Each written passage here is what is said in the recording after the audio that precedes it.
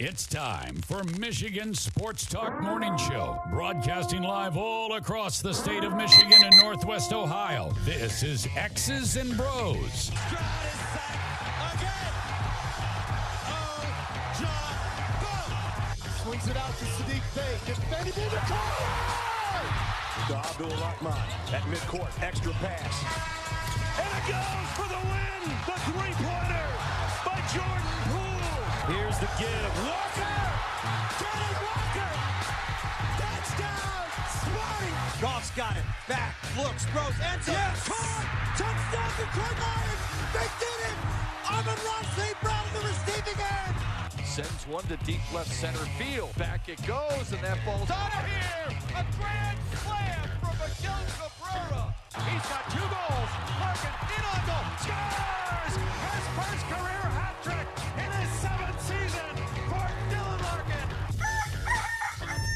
Here's your host, Anthony Bellino.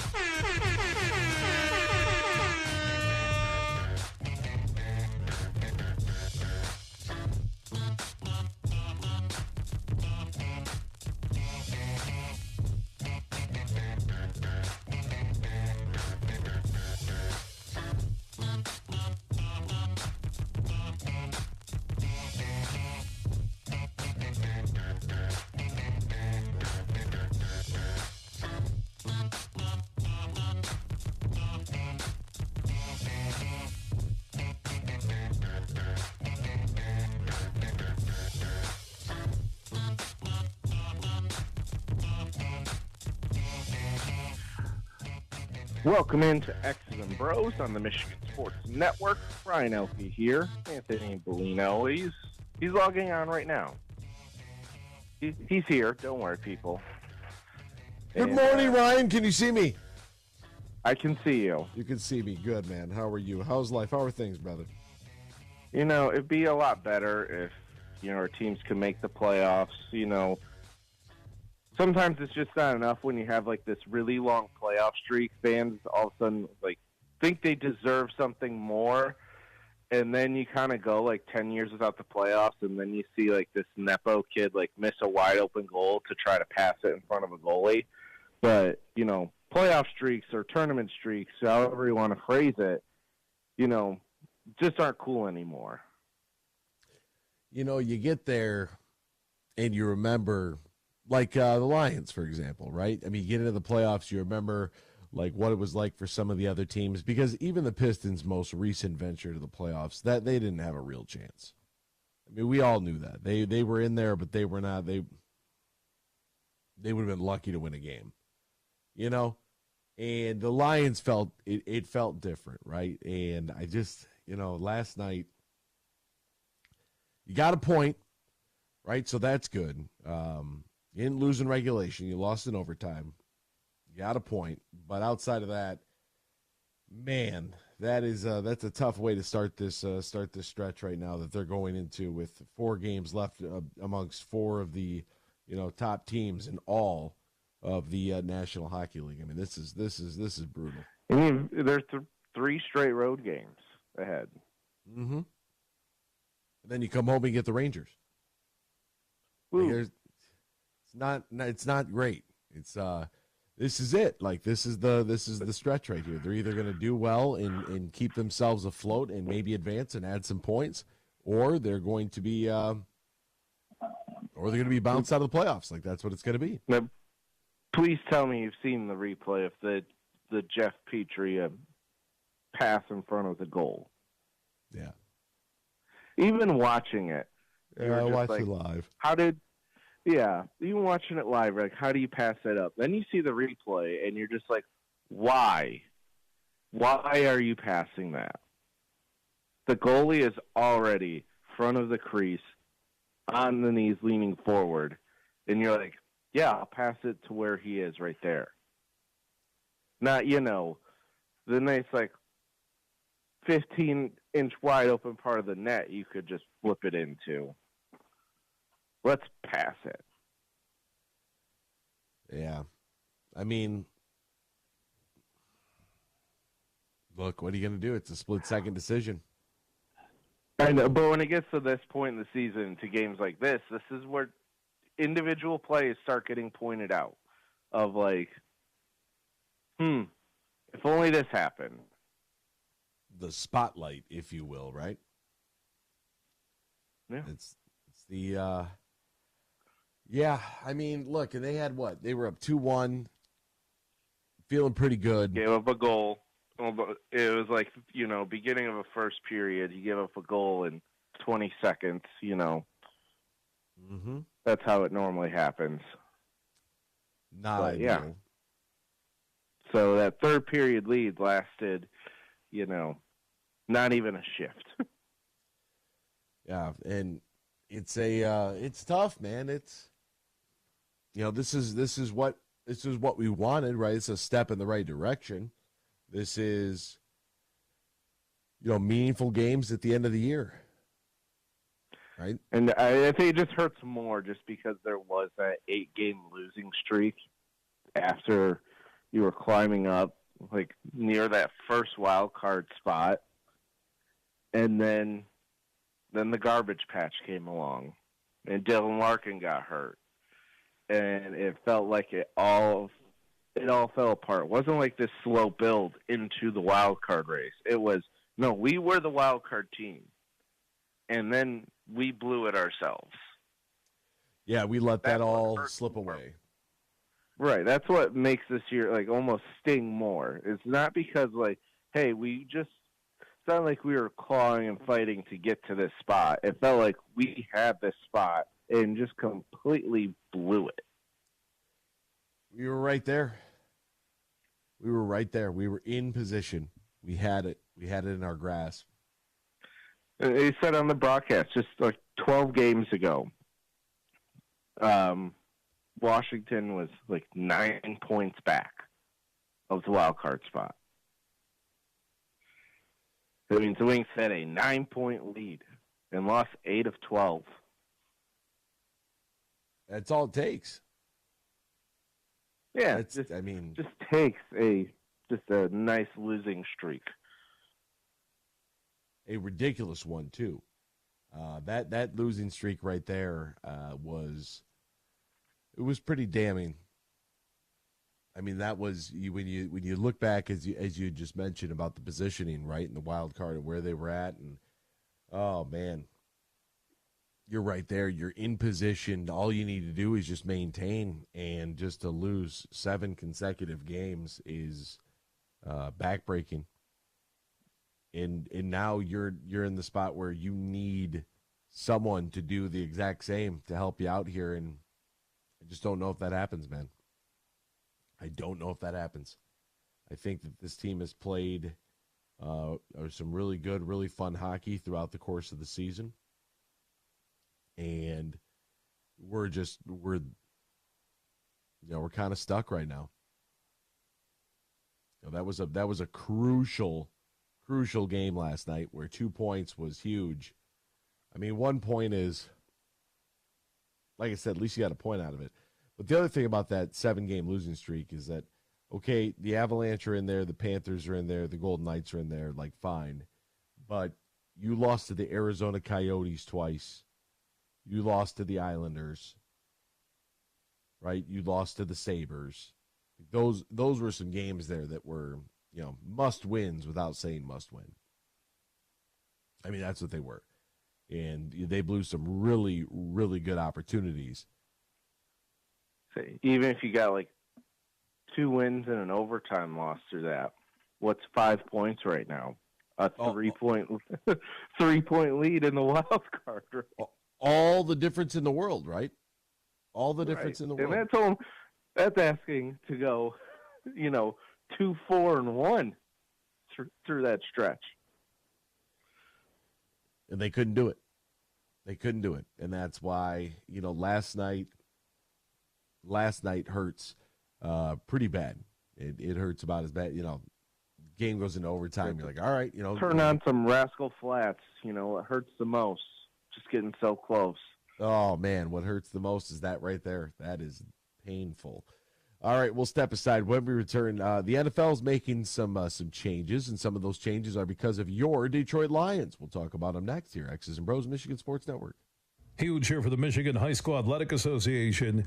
You can stay up to date on the latest from Lansing 24/7 at MHSAA.com, at MHSAA on Twitter, and MHSAA on Facebook. The latest news, press releases, and stories connected to every high school in the state of Michigan, available for you 24/7 from the Michigan High School Athletic Association.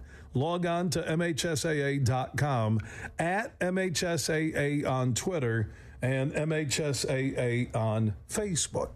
And if you're looking for archive boys and girls high school sports, MHSAA.TV.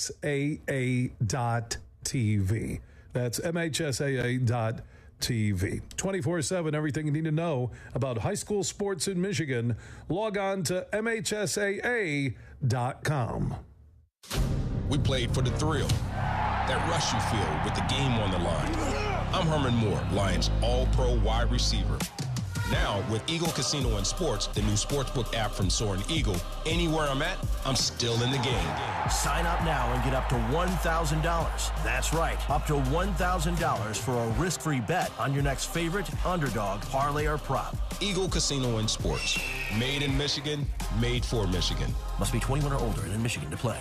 Van Andel Institute Purple Community is a grassroots fundraising network powered by the dedicated volunteers who support VAI's mission to improve human health now and in the future. When you raise funds through the Van Andel Institute Purple Community, 100% of the proceeds go directly to the Institute's research into diseases like cancer and Parkinson's, as well as VAI's science education programs. Learn how you can get involved at purplecommunity.org.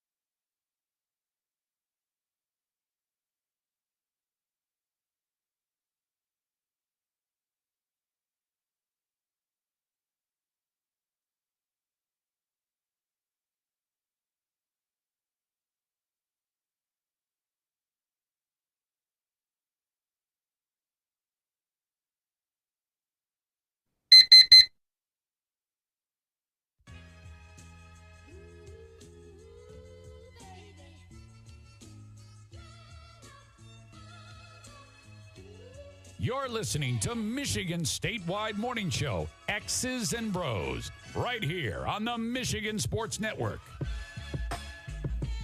Welcome back here to X's and Bros on the Michigan Sports Network. Great to have you riding along with us, no matter who you are, where you are, how you may be listening, all across the great state of Michigan and in Northwest Ohio and worldwide on the iHeartRadio app. You can text the keyword Sports Radio and send that to 21,000. Sports Radio to 21000. Our Meyer Supercenter guest line, 866-838-4843. That's 866-838-4843.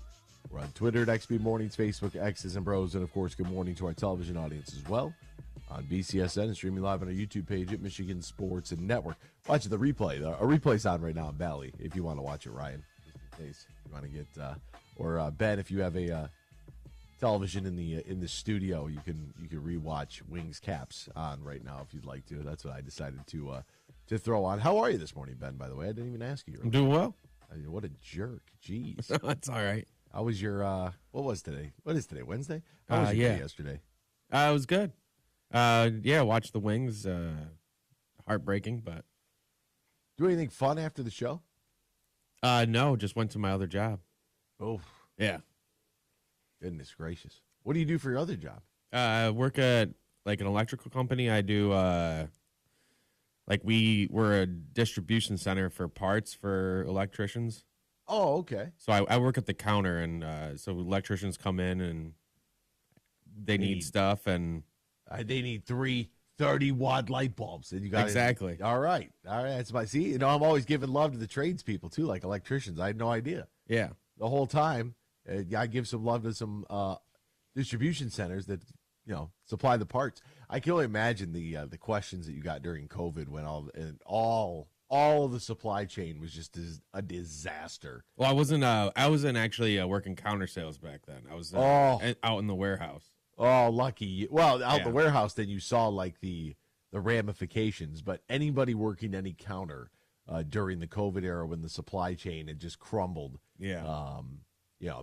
Maybe I don't know. Maybe it's a good idea to not import everything. I don't know. Just a thought. Maybe we learned from that. But I don't know. What the hell do I know? All right. So I want to get into some of the NFL changes. The owners are meeting. I'm in this group chat. Still where every time somebody says NFL owner, everybody just loses their mind.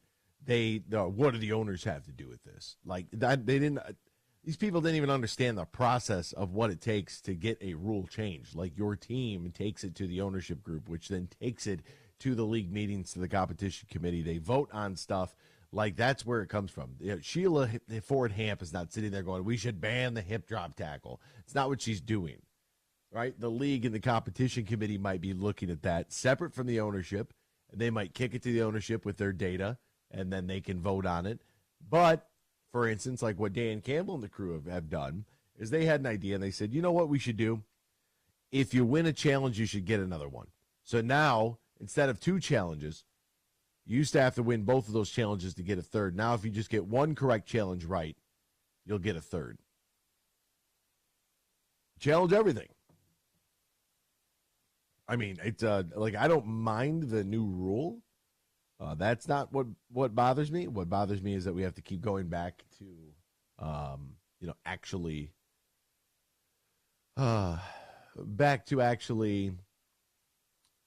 review things constantly. And I get it's because we have the advantage. We really do. One thing that the owners didn't vote on, which I know this might sound petty, but if Tom Brady is going to work on a television network, then I don't think that if he's going to be a part of NFL broadcast, then I don't think it should be allowed for him to own a team. And vice versa. If he wants to own a team, that's fine, but he can't be on the broadcast. But like one or the other. I think that we're blurring some of these lines here, and I don't think it's a good thing. I really don't. And some people are like, oh, what's the big deal? It's Tom Brady on Fox. If that's what Tom Brady wants to do, then great. And then when he retires from being a network media member, he will no longer have to, he'll no longer have to sit out the ownership of the team. But if he wants to be invested in the Las Vegas Raiders, formerly of Oakland, if he wants to do that. I don't think that he should have any sort of say or personality or whatever on television. Some people might go, well, he might just go to social media. Yeah, he might just do that. That's fine. But if he's going to be the color analyst of a football game, then the Las Vegas Raiders for sure can't be on that schedule. For sure. And I don't like it. I think that we're going down the ESPN bet where you have Reese Davis telling everybody it's a risk-free investment to bet on sports, which is the dumbest thing. I get that Reese is an Alabama guy, but I mean that's one of the dumbest things I've ever heard. A risk-free investment? There's no such thing. A certified financial planner would not tell you. You'd never hear them say anything like that. Anything like that. You'd never hear that come out of their mouth about anything. There's no such thing as a risk-free investment. Now, look, I have no problem whatsoever when Aaron Kate Dolan is on my television. No, I had no issue with it. I have followed her for a long time. Like, I have no problem with that whatsoever. But for, ESPN to be involved in these betting, to actually own a part of a sports book, you don't see the conflict of interest there. It's pretty interesting to me. And, to be honest with you, are there bigger issues at stake in the world? Sure. Should we focus on those? Probably. But we can't. We can't do anything about a lot of it. So we yell about the garbage patch and, Rasmussen and Larkin and the boys. We yell about trades. We yell about rule changes. But, it's all kind of a... By the way, I don't know if you were watching the broadcast last night, but I wanted to bring this up because I'm watching it again. Are we going to come to the point where you're not going to see any part of the glass? It's just going to be all ads? Because now they've added not just the behind the goal ad, but now the advertisement that is to the right and the left of the bench on the short glass. Does anybody else notice that? Or is it just me? And that's also with the changing dashers, which on television they change. They don't change in person, but on television those all get changed around. Which I think the changing dashers it's pretty interesting technology that you're able to change that even when a player skates in front of it. But is this going to be all advertisements everywhere? Is that what it's going to? Are we going to be European hockey? Like, how much is enough? That's a really good question too. How much is enough? At what point do we need to say, I don't think we need to have 74 advertisements on the ice. I don't think that we need to have the boards covered in Henry Ford Health and Figer Law advertisements. But that might just be me. But that was one of the things that was discussed back to the original talking point, which was Tom Brady. And Tom Brady just said that, in regards to it, quote, I wouldn't say it's a delay. We go through a very thorough process. We're just going through our process. We've been in touch with their side. I think it's been making progress. The Raiders reaching an agreement with Brady for him to join the organization's ownership group, pending, obviously, the league approval. We're excited for Tom to join the Raiders, according to Mark Davis. And it's exciting because he would be just the third player in league history of the NFL to become an owner. George Halas and Jerry Richardson are the other two. The league approval requires a supermajority vote of at least 24 owners.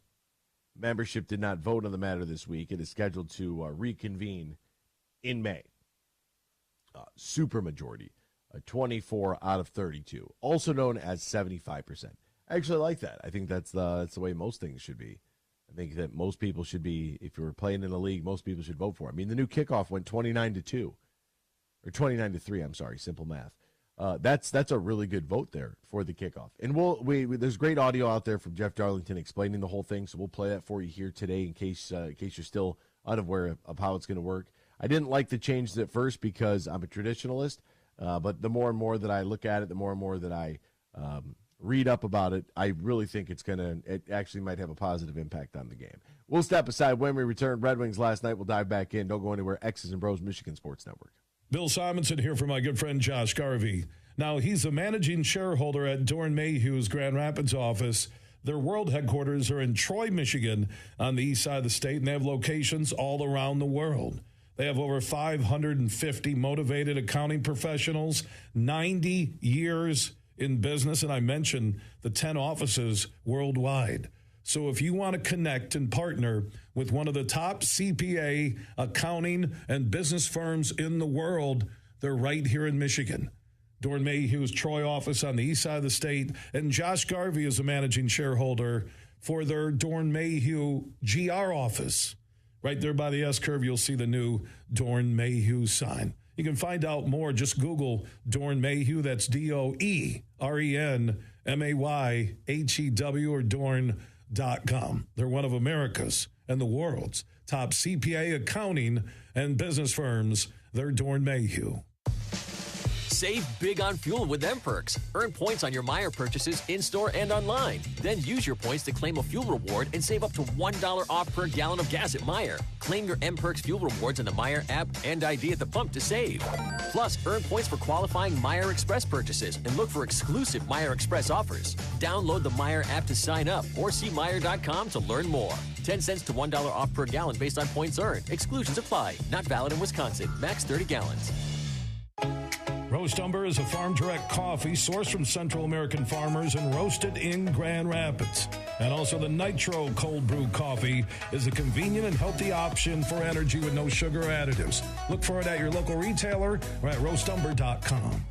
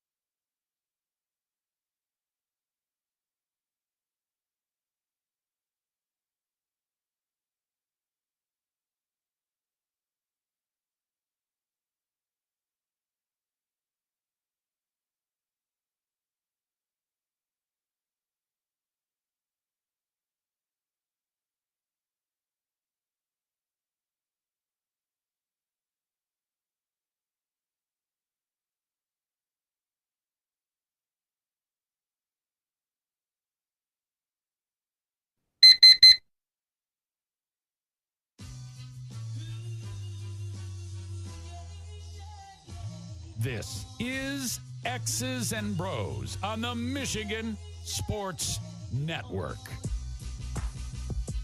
Welcome back here to X's and Bros, Michigan Sports and Network. Great to have you ride along with us no matter who you are, where you are, how you may be listening all across the great state of Michigan and in Northwest Ohio and worldwide on the iHeartRadio app. You know, can I got to mention something because I kept hearing it over and over and over again. I didn't believe it to be true. But I kept hearing about it, right? And it's like, well, you can't say anything because if you say something, then you're anti this or anti that. I just really did not understand why exactly we were even debating this, but whatever. So it's come to my to my awareness. It was brought to my attention, I should say, that there was a debate over which tournament was going to be better. Because, of course, we had to do this in today's day and age. You can't just have the tournaments on the television. It had to become a giant debate where we had people like Shaquille O'Neal actually sounding off about it. He actually walked with Angel Reese during her senior day.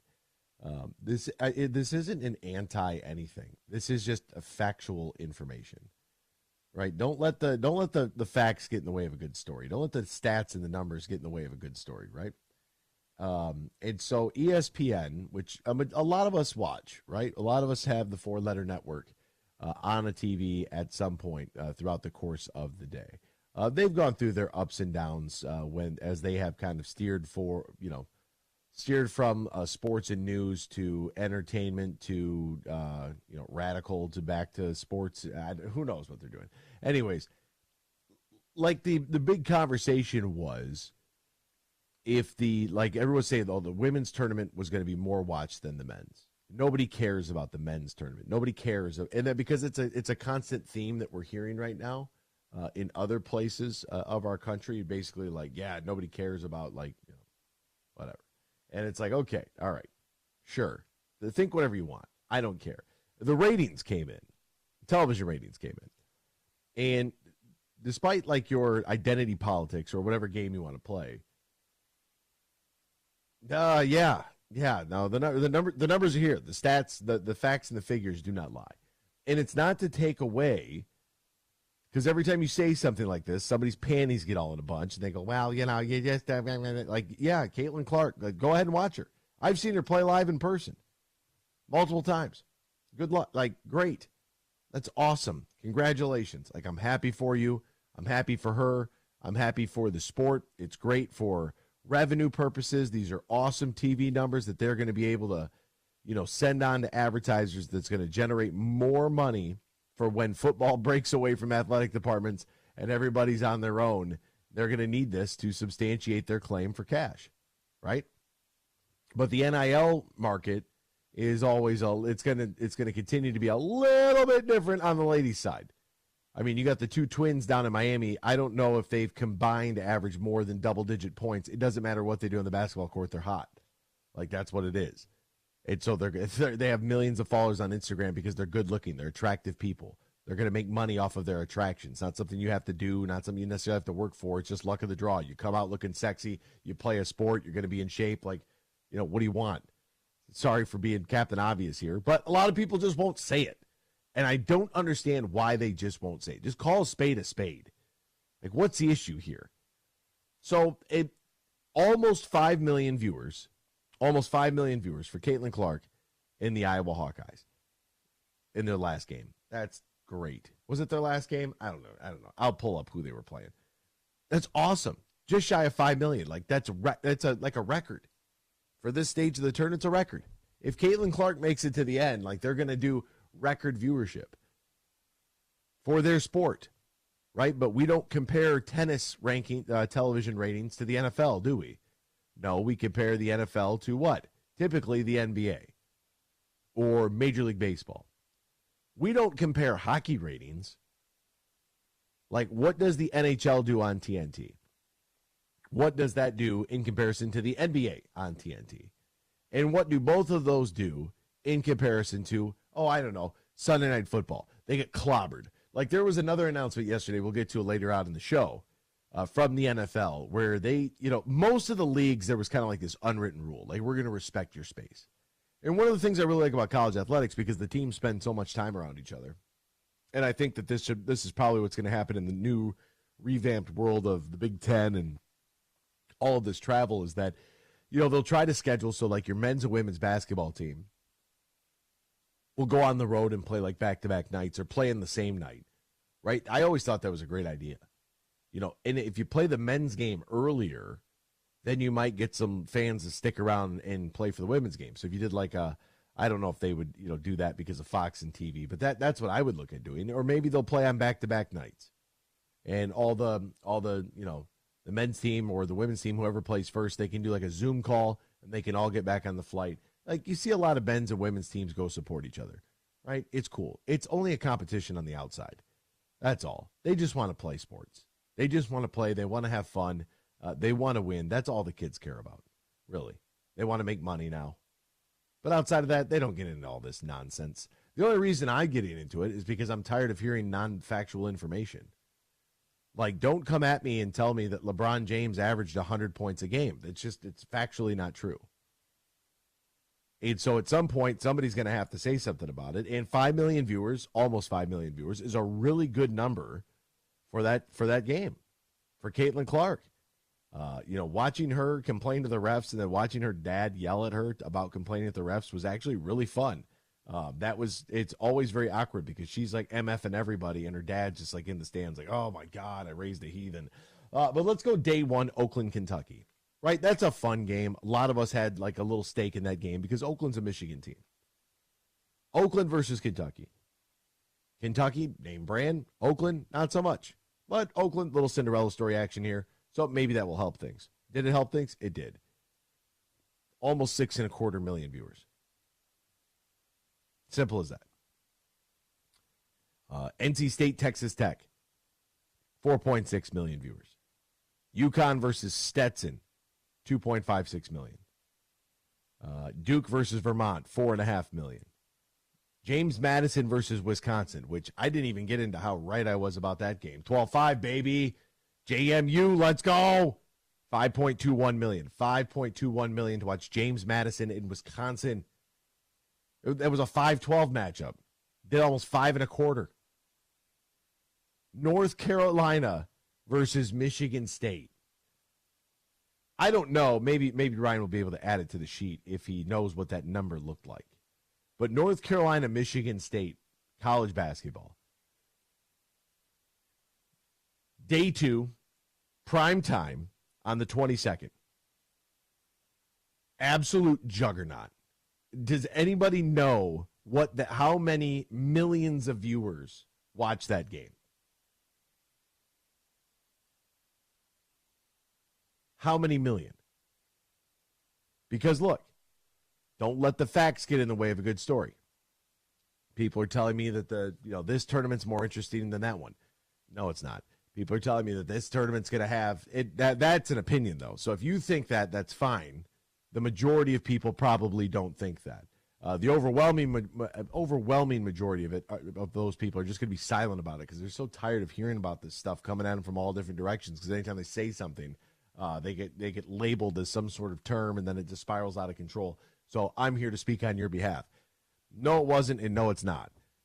The final number right now from North Carolina, Michigan State was 10.02 million viewers. It did a 5.01 rating. In TV, those are ridiculous numbers. Those you're like NBA playoff, Major League Baseball playoff, like you're in that wheelhouse right now. You're like Jets, Jaguars on a Wednesday morning. Like, that's a nasty number. It's more than 2 times the amount that watched the Iowa game that was the most watched game. So, like, I don't know what the debate is and why there is such a, like, heated, like, it's going to be this. Like, no, it's not. Arizona Dayton did 6.1 million. Gonzaga versus Kansas, 8.25 million. 8.28, to be honest with you. Like, the NCAA men's tournament, Duke James Madison, 7.8 million. Purdue Utah State, 8.08 million. Those numbers are going to go bananas this weekend. Bananas. Because we had some clunkers. Like UConn Northwestern, I'm sure. I mean, that was measured to be 1.21 million. Okay. I'm sure people fell off. Clemson, New Mexico, not a whole lot there. 857,000. Alabama versus College of Charleston, 886,000. Like there were some clunkers there throughout the course of the tournament. That I'm not going to get a whole bunch of people to tune into Creighton versus Akron. Isn't going to necessarily be a big draw. That is why, right? Greg Sankey is the way that he is. That's why. Because CBS averaged between 4.3 rating and over 8 million viewers for Purdue's 39-point rout of Utah State, at a 4.0 rating and just shy of 8 million for Duke's 38-point blowout of James Madison. Those were both blowout games, 39 and 38 points for Purdue and Duke to advance respectively. And both of those games were down double digits from last year's equivalent games. You had Kansas State versus Kentucky. There was an entire rating point higher at 5.1 and did 9.5 million. Michigan State Marquette, 5.9, almost a 6 rating there, did just shy of 11 million viewers. Michigan State, and if you're wondering, I mentioned about the brand. Could other teams like Patino's players, could they have made a case that they should have been in over Michigan State? Sure. You know what doesn't make a case for Pitino over Michigan State? That is why the brand power matters. That's why the logo matters. That's why the coach matters. That's why the color scheme matters. That's why you build up the montage. I don't even know not the montage. You build up the, whatever the hell that thing's called. The mystique. Thank you. Mystique, I knew I'd think of it. Just gives me give me like an hour every day to get this, this engine firing on all cylinders here. All right, takes a little time. I'm like an old lawnmower. I need a couple pulls before I get going here. Now I'm starting to, you can tell in my voice, I'm starting to get turned up a little bit here because it's flat out wrong. It's a bunch of malarkey. It's what it is. It's that you cannot tell me. Thank you. You cannot tell me that this is going to be better than that. And then, okay, if that's your personal opinion, that's totally fine. I would vehemently disagree with it, but that's because, I'm not paid to say that this is better than that. I'm just paid to call it like I see it. Sorry. And it's not to disparage or take away from anybody doing anything. Everybody, America, free country, go do what you want. Watch what you want, listen to what you want, whatever. Just don't be a criminal. Cam Sutton. But don't let the truth get in the way of a good story. All right? All I'm saying. And when you're constantly fed this like repetitive over and over and over, it's like, all right. We get it. We understand. These people here are the devil on the planet. Great. Okay. No one's going to watch us. Nobody cares. Sure, tell yourself that all you want. I've got all the numerical data that you could ever need right there.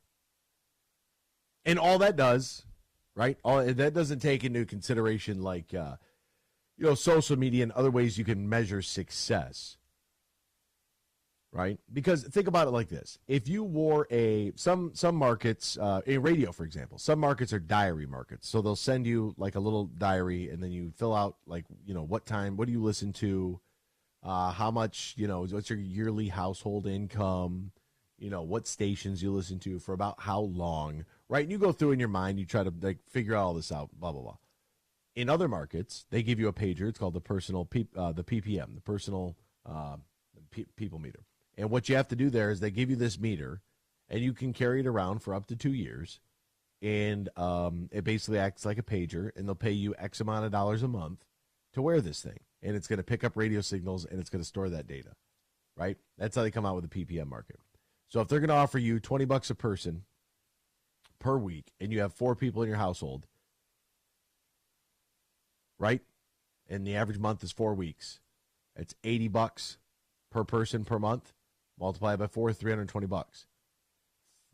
The people that are going to say, yes, I'll do this, odds are that $320 is going to make a whole hell of a lot of difference to them than it is to people that make more in the household income, right? So if our target demo is people making $50,000, more than likely they're going to wear those meters and they're going to do it for the full 2 years, because why wouldn't you just throw it in your cup holder and be done with it, right? What's the difference? Send me my check. Somebody making $250,000, $500,000, $750,000, somebody with a 7-figure salary, high net worth individuals, high educated individuals, they don't give a damn about that. People, they don't want that. They don't need that, right? What do they care? They own stuff. They're doing things. They don't give a damn. Somebody who might be of a lower income than that, by the way, I'm not trying to insult anybody. I, too, am a lower income than that. Somebody who might be in a lower income, now you kind of get to pick the winners, if you will, right? They give you a little bit of power, a little bit of control. Just put this in your car and turn your radio on, and we'll fall, drive. And some meters, some markets are like that, some are not. So that tells a story, but not the full story. The television ratings, on the other hand, tells a massive story. Now, what do the streaming numbers look like? And then what do the social numbers look like? When you look at what Oakland has done, it's going to take a couple years for them to figure out exactly what the value of one win in the NCAA tournament will do for their university, right? But their team store had to be shut down because fans from Louisville broke the system. They were buying so much Oakland Golden Grizzlies stuff in Louisville. Why? Because Louisville's Kentucky's biggest rival. So when Oakland beats Kentucky, Louisville fans are going crazy. Like, I need a Grizzlies t-shirt. They're going to wear it around. That's how goofy these people are. They're going to wear it around in spite of their rival. That would be like Ohio State losing to, Kent State, and a bunch of Michigan fans crashing the Kent State website. Same thing. Like, Ohio State's not losing to Kent State in football. It wasn't supposed to happen for Kentucky. It did, and guess what? Louisville fans, they jumped on it. So you crashed their team store website. Their social media following on Instagram and on X have gone up like 2, 3, and 4 times. Pretty impressive of what's taken place there, right? And then you have the Flutie effect. The Flutie effect was a study that was done post Doug Flutie, and what that meant, his success in the football field, bringing awareness of a school. Like, I wasn't even really sure what Bowling Green was until Omar Jacobs was there at quarterback. And then I was like, oh, that's interesting. Like, oh, maybe I should learn more about, like, what's going on here. Like, I'd never been to a Toledo football game. I'd never been to a Bowling Green game. Went to Michigan games, right? I was more concerned about Michigan and Michigan State and why every Northwestern game I ever turned on the television as a kid looked like it was gloomy and outdoors in a high school stadium. Those are the things going on in my mind, right? But now that Oakland Golden Grizzly, right, Campy, like all these big, huge names are out there. And it's like it matters. It makes all the difference in the world for your brand awareness, which is huge. So I saw that floating around. I said, you know what? I can do an early morning segment on that. Get the juice flowing a little bit. Because like I said, don't ever, in any aspect of your life, don't ever let the facts get in the way of a good story. We'll step aside. Hour 2 is next. Save big on fuel with M-Perks. Earn points on your Meijer purchases in-store and online. Then use your points to claim a fuel reward and save up to $1 off per gallon of gas at Meijer. Claim your M-Perks fuel rewards in the Meijer app and ID at the pump to save. Plus, earn points for qualifying Meijer Express purchases and look for exclusive Meijer Express offers. Download the Meijer app to sign up or see Meijer.com to learn more. 10 cents to $1 off per gallon based on points earned. Exclusions apply. Not valid in Wisconsin. Max 30 gallons. Huge here for my good friend Drew and the crew at Impact Power Sports. Now, they're located on 14 Mile Road in Rockford, just north of Grand Rapids here on the west side of the state. They are Michigan's newest Yamaha go-to golf cart dealer. Now, if you're looking for a golf cart for the neighborhood, the business, the golf club, maybe that second home or the lake, stop by and see Drew and the crew. They can hook you up today at Impact Power Sports. They also have e-bikes, quads, side-by-side, yard toys for the big boys and the big girls. Anything you need when it comes to power, they have it at Impact Power Sports on 14 Mile Road in Rockford. Also, if you want a shot at winning Lomas Brown's Lions golf cart, a custom-built Lions golf cart, text IMPACT to 21000. That's impact to 21000. And you could win Lomas Brown's Lions golf cart this summer from Impact Power Sports and The Huge Show. Imagine this, winning big at Soaring Eagle. Luck is in the air with Soaring Eagle Casino and Resort's Big Money March giveaway. Every Saturday from 5 p.m. to 10 p.m., play for the chance to win a share of $130,000 in cash and premium play. At 11 p.m. each night, one lucky Access Club member will take home $20,000 cash. Soaring Eagle Casino and Resort, your getaway reimagined. Visit SoaringEagleCasino.com for complete rules and details. Huge here for Van Andel Institute Purple Community. Now, they're a grassroots fundraising network powered by the volunteers who support VAI's mission to improve health now and in the future. Learn more at purplecommunity.org.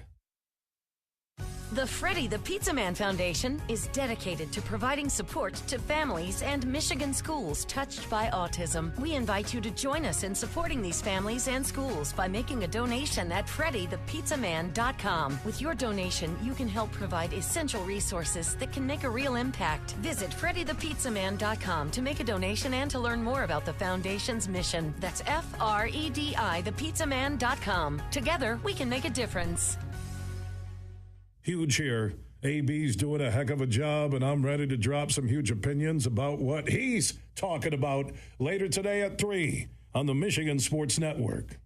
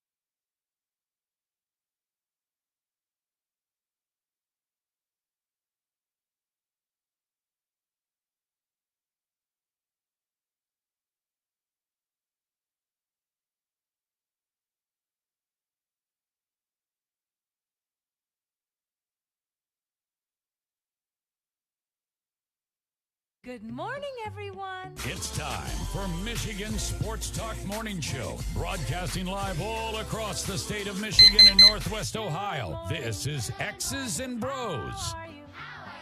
Good morning. Good morning. Good morning. Good morning. Good morning. Good morning. It's a good morning. Wake up to a brand new day. Hello. Good morning. Good morning, Vietnam! Here's your host, Anthony Bellino.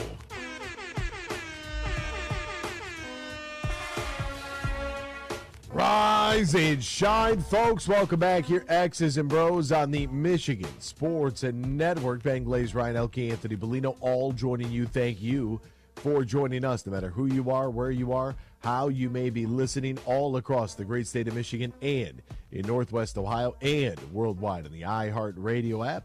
Say good morning to you. We welcome you. We thank you. We appreciate you. And, of course, we encourage you to join the program at any time. Text the keyword Sports Radio. Send that to 21,000.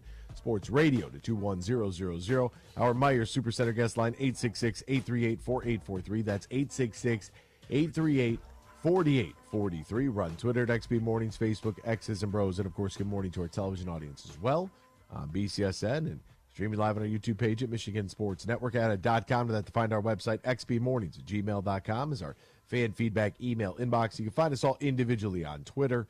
Br0's is at the Br0's. Ryan Elke is at Ryan_Key. And I'm Anthony Bellino at AC Bellino. All right, what's going on in the world of sports? We'll try to get you all caught up with all the happenings. We'll do so right now in the headlines. Big news. I have a little news flash. Let's check the headlines. No, it's real news for once. The biggest stories in the local, regional, and national news. This is huge news. Red Wings dropped their second consecutive and fall to 3-3 in their last 6 as they lost in overtime. Crucial Eastern Conference playoff game here.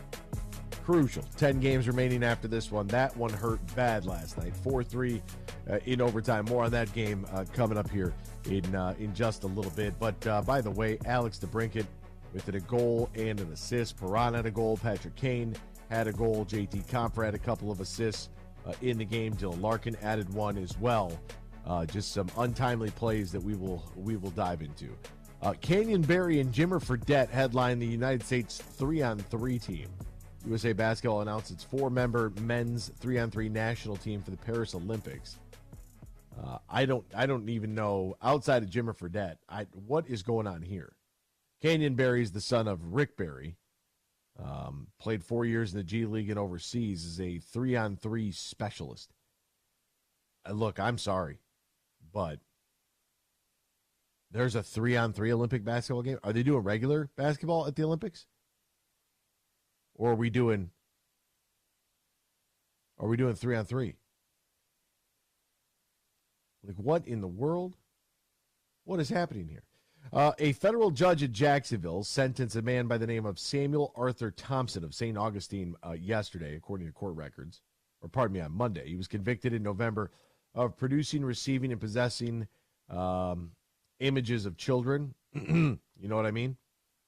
And violating the Sex Offender Registration and Notification Act, sending unauthorized damaging commands to a protected computer and possessing a firearm as a convicted felon. The 53-year-old was arrested in early 2020 after being deported by the Philippines back to the United States. He had fled to Southeast Asia. About 6 months earlier, the FBI executed a search warrant at his home. And this individual, why this matters in sports, is that he had hacked the Jumbotron at the Jacksonville Jaguar Stadium after the team learned that he was a registered sex offender, and they fired him. He has been convicted and sentenced to 220 years in federal prison. Sounds like a long time. The NFL is moving back the trade deadline, right? So the NFL agreed yesterday to move back the trade deadline 1 week to Tuesday after Week 9 and authorize significant expansion of the league's replay program as well. Some of these thoughts and ideas coming from the Detroit Lions. We'll dive in a little bit more a little bit later. The NFL approved of Tom Brady's purchase into the Raiders, saying that it's making progress. So this approval hasn't gone full, but according to the commission, is making progress. My thing is that how do you have a team owner on a broadcast? So is Tom going to join the broadcast crew or not? And they're dumping so much money into these broadcast teams. Like, why Tony Romo is making $20 million a season is beyond me. Guy's not even good on television. But, yeah, what do I know? The Steelers are going to sign ex-Falcons running back Cordero Patterson. The reason this is because Cordero Patterson was getting a 2-year, $6 million contract. The kickoffs are now going to be a thing. And we'll talk a little bit more about this. But Patterson, when the kickoffs, he had just 7 returns in 2023, 153 yards. He averaged about 22 yards per return last season. That's not great. But he's 33 years old, became kind of like this hybrid running back receiver sort of combo. Not only is he 17 all-time in kick return attempts, he's 9th in yardage and 3rd in average. Like, this guy, he can do it. Like, he can run. And fast players are going to have a premium set on them right now because of the change in the kickoff rule. And we'll get to that also coming up a little bit later with this revamped NFL kickoff, which I think is I at first I didn't like it. I'm going to be just like the rest of you, traditionalist. Used to be one of the most exciting plays in football. But as we talked about, them trying to limit contact to the head. Maybe the more challenging thing right now is the amount of players that have spoken out against the hip drop tackle. The hip drop swivel tackle, if you will. A lot of guys have taken to social media to express their concerns with this and why this is happening and all these different, what are we supposed to do? Just put flags on. I get it, fellas. I understand. They're making it really hard, not only really hard to defend, but also really hard to officiate. And the last little note here, which is not a little note at all, especially if you are the National Basketball Association, because the NFL, for the first time in their history, now this isn't the first time that they're going to do this overall, they've played 30 games on Christmas Day, including a couple of playoff games back in 1971. But over the last few years, Christmas has been on Friday, Saturday, Sunday, and Monday. And on Friday, it was during the 2020 Christmas, it was Vikings Saints. And it was a Saturday in 2021, you got Browns, Packers, Colts, Cardinals. And it was on a Sunday in 2022, you got the Packers, Dolphins, Broncos, Rams, Bucks, Cardinals. And then last year was very interesting. Raiders, Chiefs, huge game, AFC West, huge. Giants, Eagles, huge game, NFC East. Ravens, 49ers, massive game. Massive between two teams fighting for one seed. The NFL this year, Christmas Day is going to fall on a Wednesday. It's going to fall on a Wednesday. And you think to yourself, Friday, okay, we play high school football on Friday. I can see that. Saturday, well, we play college football on Saturday and wild card weekend, super wild card weekend. Okay, I can see it too. Sunday, obviously, if Christmas Day is on a Sunday and it's during the football season, they're going to play. Monday, okay, Monday Night Football on a Christmas Day, that's cool. All right, I'm good with that. But Christmas Day is going to be on a Wednesday. And the NFL said, you know what? We know that it's kind of an unwritten rule that the NBA has Christmas Day, and that's their big tradition, right? The NBA on Christmas Day. They got the 5-game slate starting at noon. Happy holidays. Ho, ho, ho. Get some buckets. Well, not anymore. The NFL Executive VP of Media Distribution, Hans Schroeder, said, quote, we certainly saw and believe that they are very much enjoying and wanting NFL football on Christmas. When we saw the viewership from this past year, really, our fans spoke. Oh, yeah, they spoke. Massive TV ratings. Ravens, 49ers, more than 27 million viewers. Why is this important? Why do we always go back to the ratings? Because the more people that are watching, the more people that are tuned in, the more you can charge for advertising with your sales team. It's simple economics. The NFL said Christmas is on a Wednesday. We don't care. We're playing NFL football on Christmas Day. Roger Goodell picked up Thor's hammer and just squashed Adam Silver like a bug yesterday. And that had to be one of the most devastating kill shots that the association has taken in years. That one hurt bad. We'll step aside, back with more X's and Bros after this. Michigan Sports Network. Huge here for the Michigan High School Athletic Association. You can stay up to date on the latest from Lansing 24/7 at MHSAA.com, at MHSAA on Twitter, and MHSAA on Facebook. The latest news, press releases, and stories connected to every high school in the state of Michigan, available for you 24/7 from the Michigan High School Athletic Association. Log on to MHSAA.com, at MHSAA on Twitter, and MHSAA on Facebook. And if you're looking for archive boys and girls high school sports, MHSAA.TV. That's MHSAA.TV. 24/7, everything you need to know about high school sports in Michigan. Log on to MHSAA.com. There's a new player in town. Hi, I'm Herman Moore, Lions All-Pro wide receiver, and I'm talking about Eagle Casino and Sports, the real money mobile casino. It's so easy to play. You can go from wager to winner to wallet, just like that. Sign up now and we'll match your deposit up to $1,500. Or you can get a risk-free bet up to $1,000. Eagle Casino and Sports. Made in Michigan, made for Michigan. Must be 21 or older and in Michigan to play. Bill Simonson here for Roast Umber Coffee. It's a farm direct coffee sourced from Central American farmers and roasted in Grand Rapids. And their Nitro Cold Brew coffee is a convenient and healthy option with no sugar or additives. So if you want a great coffee or energy drink to power you through your morning and your day, it's available in ground or whole bean or in cans. More information on the website and direct delivery to your door at roastumber.com.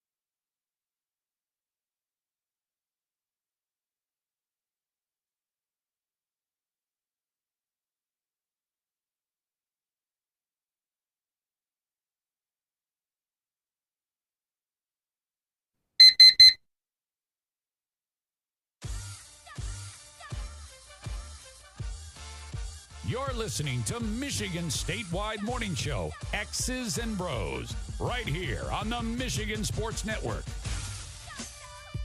Welcome back here to X's and Bros, Michigan Sports and Network. Great to have you right along with us, no matter who you are, where you are, how you may be listening, all across the great state of Michigan and in Northwest Ohio and worldwide in the iHeartRadio app. Let's dive into that Red Wings game from last night. Unfortunately, look, a couple plays are going to stand out in this game, and a couple of them you're not going to get back. And so one of the things that really bothers me is that during the 7-game losing streak, right, there was a lot of fire the coach talk, and it's like, how are you going to do that? Like, what's the purpose? Do you know why you're saying that, or are you just mad that we lost 7 games in a row? Nobody's happy about losing 7 games in a row. That's not. But when you look at the goal where Derek Lalonde said after the game, really disappointed in that third goal. Just a face-off, man-on-man. I don't know what our center was thinking. He lost it clean, then left the center. That's the guy that banged it home. Like, that's minor hockey. That's hockey 101. That was hockey 15 years ago. That'll be hockey 15 years from now. Just really disappointed in that one. That one was Dylan Strome's rebound goal immediately off the face-off from Andrew Kopp. And it is, that's one of those moments where, like, you got to know your assignment. Like, that's Pee-wee stuff. And, that's why it's like, oh, you got to fire the coach. Like, the coach, in a moment like that, what exactly does the coach have to do with that? Like, you got to know. Like, you're a professional. And in a game of this magnitude, one of the reasons why, Patrick Kane is so important to this club is that he's a guy that's been here before. And Dylan Larkin mentioned this after the game as well in his post-game comments about guys just gripping the stick too hard. I mean, Patrick Kane took a wind-up clapper. It was a shortened swing on it, but he ripped that thing. I mean, that was not a full-blown slap shot. It was about, maybe waist heights where you got to stand, but that was so quick. I mean, he just fired that puppy. You have a pass from DeBrincat to Mo Sider that hit him in the skates, and the play went the other way in overtime, and it was a little pass, little chip shot sort of tip in that got the win. And the Wings right now find themselves with that game against the Capitals. That was a big 2 points for them. It's a big point for the Wings, but now they're 2 points behind Washington and 6 points behind Tampa Bay for the wild card, and that's tough. That's tough when you look at how, like, the next few games are going to shape up. And I was tweeting about this. Like, their next 5 games are absolutely brutal. That was game 1 of this 5-game series. Like, this is going to tell you whether or not this team's going to make the playoffs or not. It's as simple as that. At the number 2 wild card, Washington Capitals. You lose in overtime, you get a point. Now they'll go in a couple of days, or tomorrow actually, not the 29th, but the 28th. They'll go on the road to face number 2 in the Metro Division, Carolina. Then on the road versus number 1 in the Atlantic, Florida. Then on the road to face the number 1 wild card team, Tampa Bay. And then return home to face the number 1 team in the Metro. 2 of the top seeds in their division. Both wild card teams. And the number 2 team in the other division. Like, that is that's murderer's row. And Dylan Larkin talking about in his post-game comments afterwards about guys gripping their sticks a little too tight. That's where Kane's value really, really shows, is because he's a guy who's played in these types of games before. The games are a little bit tighter. Checking's a little bit tighter. Everyone can kind of feel it, man. 10 games left in the season. This is it. Like, really, this is it. And if you want to know where the Wings are at, count the overtime losses as regular losses. They're an even 500, 36-36. That's where they're at. That's the reality of this team. They're a 500 club right now. And they're a 500 club because they've gotten some outstanding goaltending from a guy that they weren't necessarily expecting it from, in Alex Lyon. It could be a whole hell of a lot worse. They had that great month in January, and then everything kind of reverted back to the mean when Dylan Larkin was down with injury.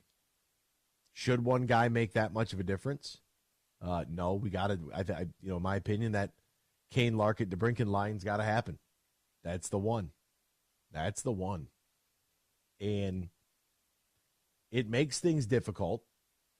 It absolutely does. It makes things difficult when, you have a losing streak of that magnitude at the time in which it took place.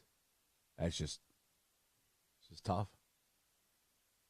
And so we find ourselves, like, for the Petrie play, for Petrie, you got to shoot that. You got to fire it. You have to.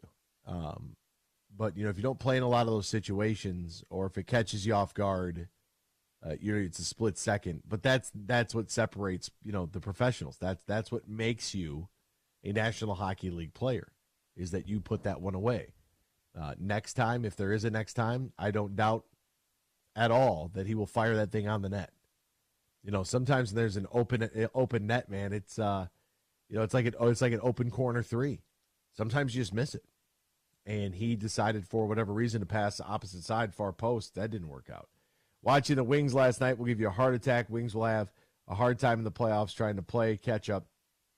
I'm watching opening day with some Detroiters in Charlotte tomorrow. Comes from Nate on YouTube. Should be exciting, man. Should be exciting.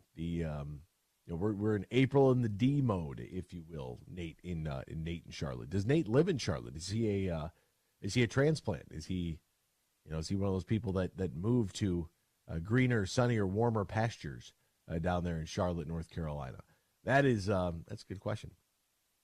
Nate, give us a little background, man. He's on vacation for spring break. Wow, Nate's spring breaking. Nice. Kid spring break or your spring break? There's my next question. Jeez, Nate, we could go all day on this. I think that when you have this Red Wings team that has been through as much as they have been, without the success, it's a good learning curve for everybody. And you got to remember, it's Dylan Larkin's first time doing this.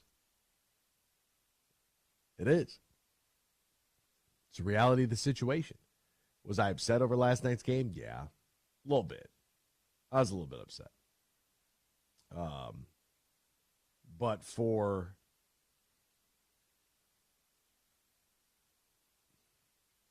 this club, they've got some things that they need to work out. And, one of them is just Johnny on the spot. Got to be timely. Have to be. I can't believe Peaches didn't fire that puck. And I'm not going to put it all on him. The DeBrincat pass to Mo that hit him in the skates is what led to, the goal coming the opposite way. And it was a nice play there from Washington. And that's 3-on-3 overtime hockey. That's what it is. It's an absolute scattered foot race. The good news is that it was over quick. So win or lose, you definitely want to keep people as fresh as possible, because everybody's dealing with something. So trying to be able to rehabilitate yourself quickly and get ready to go for the very next night, because that very next night, it's a very, very tall task. I want to go back to something Ryan said earlier in the first hour. I don't think that, Dan Petrie, I don't know if Ryan was just mad and frustrated. It was early in the morning. That's possible. But I don't think that Dan, being Jeff's dad, that doesn't get you to the NHL level. It might get you a look at Major League Baseball, but I don't think it helps in the world of the National Hockey League. And I think that what QH is saying, whether or not they make the playoffs this year, this team has been exciting to watch, and I look forward to years of success to follow. QH on YouTube. Yeah, Ryan said it was a frustration insult. That's what I assumed. I was just like, man, he's just really airing it out. QH on YouTube, I think you're right there. I think this is what we wanted, right? We want for all of our teams, whether it's the Tigers, the Wings, the Pistons, and obviously we got a taste of it with the Lions. But we want meaningful games at this time of year. We want to be in this chase. We want to be in this position. The Wings have gotten us to there. Of course, now that we're close and we had that spot and took that 7-game losing streak, we slide out a little bit, and that can be frustrating. But this is where we want to be. This is the first step in that process. We'll step aside. More X's and Bros after this. Bill Simonson here for my good friend Josh Garvey.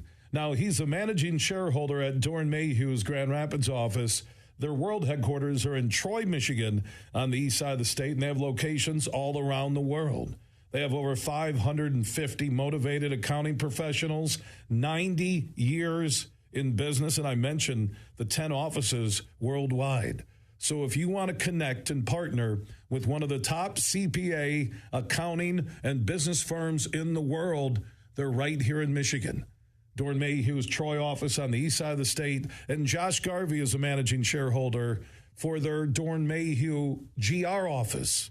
Right there by the S-curve, you'll see the new Dorn Mayhew sign. You can find out more. Just Google Dorn Mayhew. That's DOERENMAYHEW or Dorn.com. They're one of America's and the world's top CPA, accounting, and business firms. They're Dorn Mayhew.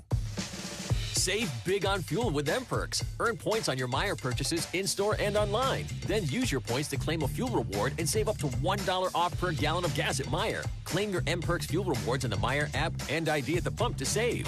Plus, earn points for qualifying Meijer Express purchases and look for exclusive Meijer Express offers. Download the Meijer app to sign up or see Meijer.com to learn more. 10 cents to $1 off per gallon based on points earned. Exclusions apply. Not valid in Wisconsin. Max 30 gallons.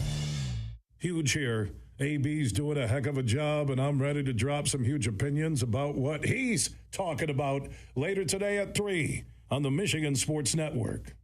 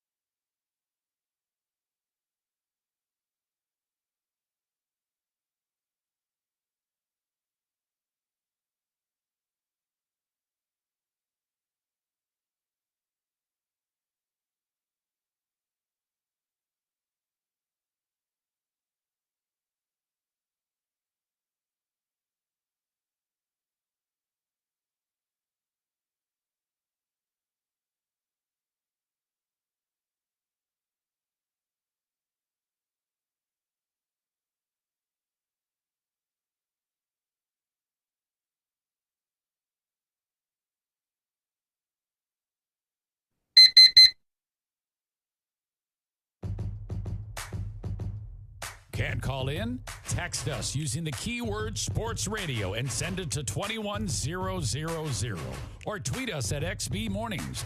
Now, back to X's and Bros with Anthony Bellino here on the Michigan Sports Network. Welcome back here to X's and Bros, Michigan Sports and Network. Great to have you right along with us. Text the keyword sports radio. Send that to 21,000 and give us a dial on the Meyer Supercenter guest line, 866-838-4843. That's 866-838-4843.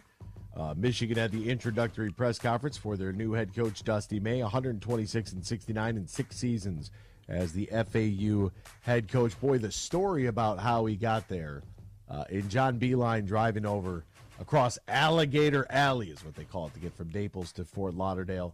Made the drive over, offered his services and assistance to Ward Manuel. And Ward said he took him like 5 seconds to say, yeah, please. And Ward said they sit down and they, John asked him a lot of questions. He asked John a lot of questions. And Ward said, I let them kind of do what they were doing and talk about the game and talk about what they know. And just the helpfulness there. And then John Beilein's commentary to Huge that was yesterday, just talking about how, the coaching search and what Michigan meant to him and trying to get the program back to where it was. Kind of feels like everything's coming back together. We've seen an outpouring of former players, congratulating and welcoming Dusty May. So it feels on the outside right now it's going to be a good fit. Here's what Dusty May had to say. I will represent this program with class and dignity, and something that is we're never going to waver from. Michigan is a special place because everyone's pulling in the same direction. Our goal across the board, and thank you head coaches, assistant coaches, athletes for being here today.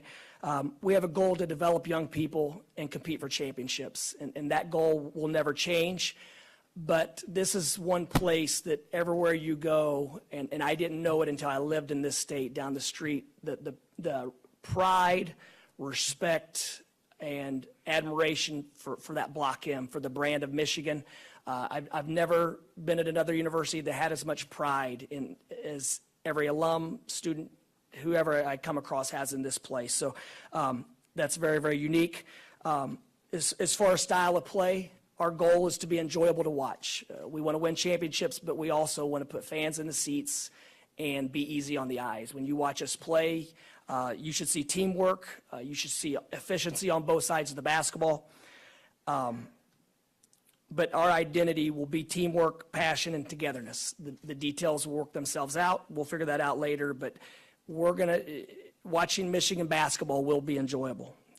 My wife and I, Anna, we're about to be empty nesters, and typically empty nesters move south. We've decided to go with the reverse commute, and we're trading in the Atlantic Ocean salt water of Boca Raton, Florida, for the fresh lake water of Michigan. We're extremely excited to be here. We can't wait to see all of you next season, especially the Maze Rage. Thank you for being here. Game 1 in the house that Kazi built. We can't wait and ready to get going. I mean, you hit on a lot of the, hit on a lot of the sayings, right? That's a positive. Yeah, I mean, look, it was a good press conference. I think that some of what he said there is important, right? We want to be easy on the eyes. We want to play together. We want to play, a good brand of basketball. Talking about playing with integrity. I didn't think that anything was directly shot at the previous head coach. But there were some things that were lacking there. There was a lot of individualism the last couple of years that didn't work out very well. They couldn't get up and down the floor in transition to create easy buckets and opportunities. And then on the other side of that, you look at them defensively, just completely lost. And so I think it was Dylan Burkhardt of UM Hoops had put out this graph about shot selection quality. Right, where they were at offensively and defensively. Force tough shots, make sure that you're getting quality looks at the basket, and that there is a plan in place, which a lot of times, I couldn't identify what exactly the plan was. I knew that we had Terrace Reed and Doug McDaniel. I figured we'd get up and down the floor a little bit better than we did. We did not, right? We did not do that. No, we did not get easy buckets out of transition like we were used to seeing. We didn't really have anybody who was prolific at the three-point line to shoot it. And then we had, a big body in Terrace Reed and Doug McDaniel. And, some of the guys showed up. Jace Howard was there. Will Cheddar was there. George Washington III was there. But there I did not see. I don't know if they were there because I wasn't physically there. I was just looking at a picture. I didn't see Terrace. I didn't see Doug. So it'll be interesting to see, how many guys does Dusty May bring in from FAU? If it's a team that made the Final Four, and their portal window's open, you go hit the road recruiting and you try to see what we can retain. And then you move forward from there. But, yeah, you supplement your roster with guys that that can play. And, that's you feel pretty good about that. I'm glad that the connection is there with John Beilein.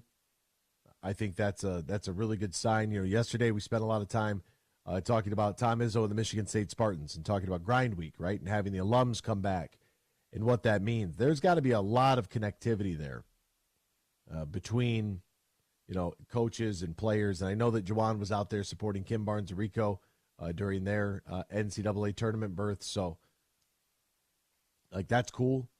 How do you navigate these waters now? Could be a little tough. But I'm glad that, Dusty May is here, and I'm glad that John Beilein was so involved in the hiring process. And it's somebody that has got it done. He's somebody who's done it at the mid-major level. Now you're going to put the brand and the resources behind him. And, hopefully they'll be able to, turn some things around and not finish last place in the Big Ten again. That would be bad. But I'm excited for Dusty May. I'm excited for the direction now of the program. And we can kind of, last 5 years they were fun. But, it just didn't work out. And that is what it is. I'm okay with moving on. Right now, there is a time where, if I just got done talking about Derek Lalone, where people are like, they lost 7 in a row, like fire the coach. I didn't buy into that, but yeah, I definitely bought into that on the basketball side of things. Absolutely bought into that on the basketball side of things. Yeah, it was time. You could tell that we weren't going anywhere. We weren't making any progress. And, some of the transfers that we had brought in, they weren't moving the needle. They just weren't. I really liked Olivier Kamwa. Thought that could have worked out. Felt like there was a lot of frustration at times and different points. Like you could just see it in guys' faces. So that could be tough. That could be difficult. Next 5 games are like a 5-game playoff series. You need to sweep. That comes from Brandon on YouTube. That would help. That would absolutely help. I would be a fan of that. I think that's a really good plan, Brandon. I am all in on that. Yeah, let's do it. Why not? Let's try to see if we can't, get some things done here and, pull off a couple of wins. I mean, the point is the point, and that's good and all. But with the level of competition that Red Wings team is going to be facing, they've got some legitimate challenges in front of them. Legitimate challenges. And it's just, this is it. This is where we wanted to be. Some people had said that the Wings were ahead of schedule this year. And how the addition of Patrick Kane maybe gave them a little jolt for, this season and how good he has been. That was a really good pickup by Steve Yzerman. Really good pickup there by Steve Yzerman. But they still have to continue to improve, right? They still have to continue to work on this roster, to improve this roster. And, if they're able to do it, great. But right now, I mean, they're in the hunt. They're in the chase. And that's exactly where we wanted them to be, right? That's going to be Dusty. I mean, that's Dusty May. That's what we all want. AJ Hinch, Dan Campbell, Monty Williams. That's an afterthought at this point. They're so bloody bad right now that there's nothing you can really do about it. But you want Dusty May to be in that, as the Big Ten expands to 18 teams, break it into thirds. You want to be top 6. That's where you want to be.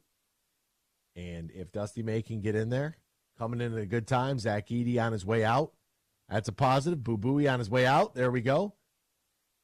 You know, like let's move and shake a little bit here. A little bit more from Dusty's press conference yesterday.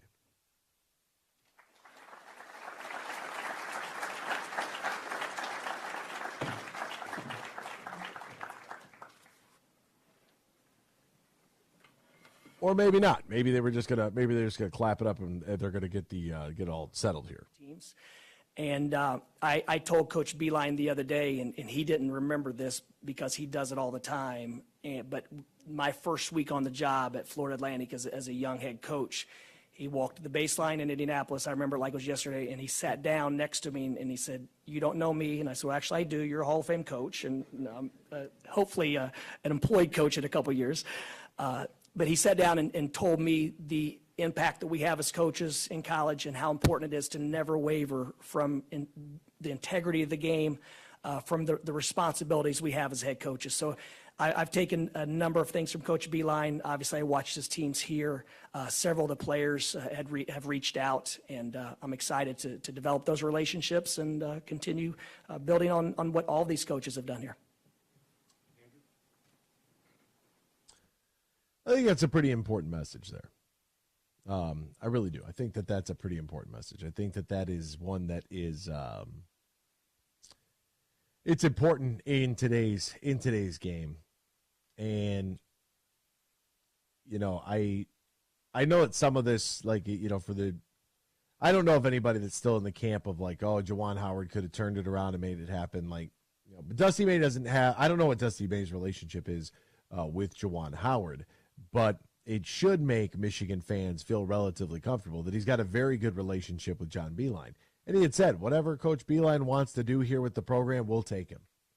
And I think that there are times where, as an older person in whatever field that you are in, you may see a younger person. You might stop by and have one of those conversations, right? But you want it to be a meaningful one. You know what I mean? Like, you really want it to be a meaningful conversation where that young person can, in this case it was Dusty May, can pull something away from that. And I think that a lot of times where we mess up at is that we get a little too big for our britches and we no longer see maybe the value or the importance of helping younger people develop. And I think that's, and I don't know why that is. I don't know why that happens. Sometimes you just get busy. That I can totally understand. But for Coach Beeline to be there and to be willing to offer his help in any way, shape, or form, to have that line of communication open for him to make that trip to visit with Dusty May, like that kind of stuff matters, people. It does. It absolutely matters. Especially if that's someone that you consider to be, from Dusty May's perspective, a mentor or, you know, a role model, things of that nature. Like, if that's what you think of for Coach Beeline, and that's how you perceive and receive him, then that is, it's important. It matters. You want somebody to come, like, check in. Is there anything I can help with? Not tell you what to do. Let you run your own show. But you might have questions for them. And maybe they can help answer that. But they have to be there, right? They have to be around. They have to be able to be accessible to you. And I think it's really good. The other thing is you want support from management, right? I mean, Ward Manuel knows, like, that we're all in a performance-based job. And if we're not doing our job, like, that's it. Like, you're going to be done. Ifs, ands, or buts about it. Like, those guys are lucky they get buyouts. Plain and simple. And, you want to work with management that is invested in you, that believes in you, that gives you the freedom to, run the operation how you want to run it. And if they need to, make a tweak, make a change, have a conversation, that they can do so, and you feel comfortable in doing so in those moments. But a lot of it is just having, like, management that isn't micromanaging, but, you hire people and you let them do their job. Right? I think that was, God, who said that? Was it Rod Wood? Rod Wood had talked about this during his one-on-one with Dan Miller, the great Dan Miller. Talks about, you hire the right people and you just go let them do their job. right? The constant, micromanaging of, why are you doing this? Why are you doing that? What's going on here? What's going on? That is exhausting to listen to every day of the week. That is exhausting. So at some point, sometimes you just need to take a breather. You know what I mean? And if you have somebody go, what are you doing? What are you doing? What are you doing? Like, dude, give me 15 feet. So you don't want that. And this is why management matters, right? This is in all fields, at all levels. Like, who has the ability to be there when necessary, check in when necessary, give you the assistance that you need when necessary, but also is hands off enough to say, hey, I hired you. I'm going to go let you do your job, right? You know what you're doing. Figure it out. Go, do it. Without breathing down your neck the whole time. That's a delicacy right there. That is a very delicate, line to sort of straddle. I've worked for both. I've worked for managers and management personnel that the minute you put anything down, you get, you're getting hollered at for why you're not doing something fit, or you might have something right in front of you. Like, why aren't you doing that? And it's like, can't you see I'm doing this? Like, why are you asking questions right now? What do you want done? Why don't you make a list every day? You make a list and you tape it on the wall, and we'll just check it off. And that way, we'll just get it all done. And if something else happens to come up, we won't be able to do it because we'll just have to focus on the list. Or thought, let us do our job. Then you have some that don't even care. You don't hear from anybody. You don't see anybody. Like, it's just like, all right, whatever. And that's fine too. Like, that's cool. Then you have some that are really invested. Some that are like, hey, this is what we want to do. This is the direction that we want to go. Dusty, here's the program. We're going to hire you. You agree to the terms. If you need anything, call. If you want us to be around, we'll be around. If you don't want us to be around, we won't be around. Right? And it was really great to see the amount of different coaches come out, in support of Dusty May, right, to make him feel welcomed. I think that's a huge portion of this as well. And now you just got to now coaching search is done. The hiring's done. It was quick. It was decisive. He's the head man now. Whether you like it or you hate it, I don't know what to tell you. We'll find out in 5 years if this was a really good hire or not.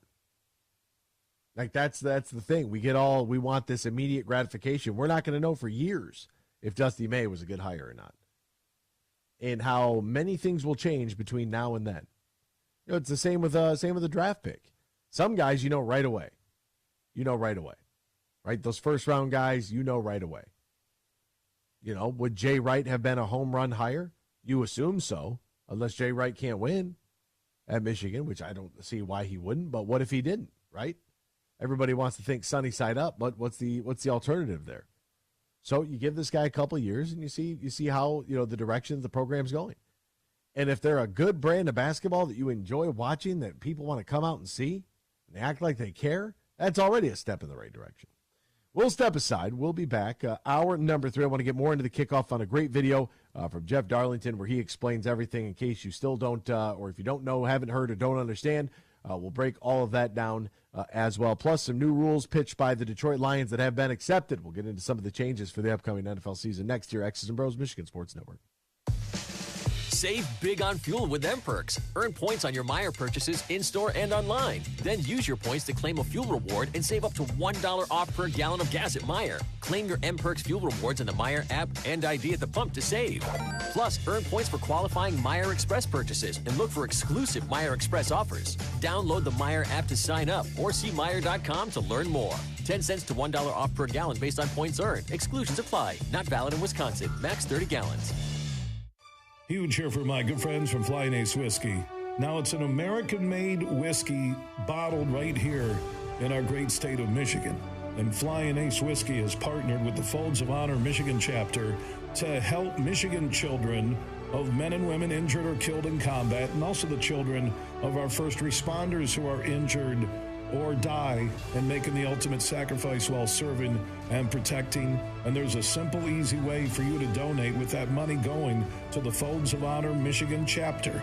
Look for the Flying Ace Whiskey bottleneckers on bottles all across the state of Michigan here over the next couple of weeks, and you can donate, and that money will go directly to the Folds of Honor Michigan program on behalf of Flying Ace Whiskey. And also Flying Ace Whiskey has put up 4 scholarships for the children. Flying Ace Whiskey, an American-made whiskey, taking a lot of pride in America. Look for it in stores and pubs all across Michigan. Imagine this, winning big at Soaring Eagle. The food district is now open.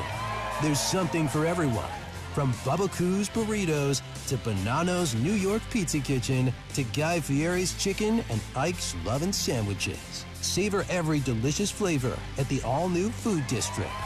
Only at Soaring Eagle Casino and Resort. Your getaway reimagined. Visit SoaringEagleCasino.com for complete rules and details. Roast Umber is a farm-direct coffee sourced from Central American farmers and roasted in Grand Rapids. And also the Nitro Cold Brew Coffee is a convenient and healthy option for energy with no sugar or additives. Look for it at your local retailer or at roastumber.com. The Freddie the Pizza Man Foundation is dedicated to providing support to families and Michigan schools touched by autism. We invite you to join us in supporting these families and schools by making a donation at freddythepizzaman.com. With your donation, you can help provide essential resources that can make a real impact. Visit freddythepizzaman.com to make a donation and to learn more about the foundation's mission. That's FREDI thepizzaman.com. Together, we can make a difference. Huge here. AB's doing a heck of a job, and I'm ready to drop some huge opinions about what he's talking about later today at 3 on the Michigan Sports Network.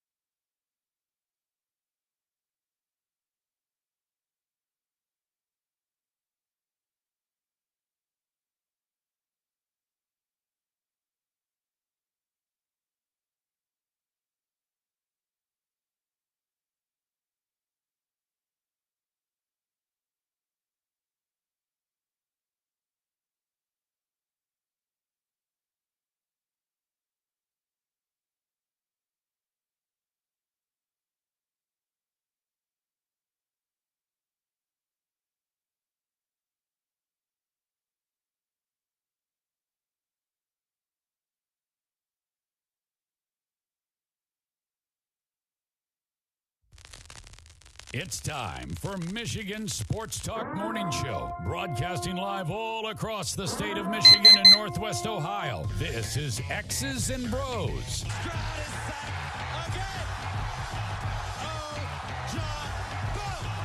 Swings it out to Sadiq Bey. Gets Benny in the car.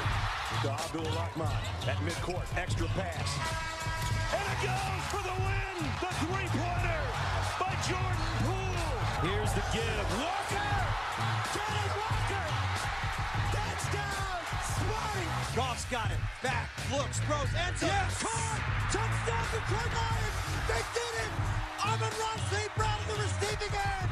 Sends one to deep left center field. Back it goes, and that ball's out of here! A grand slam from Miguel Cabrera.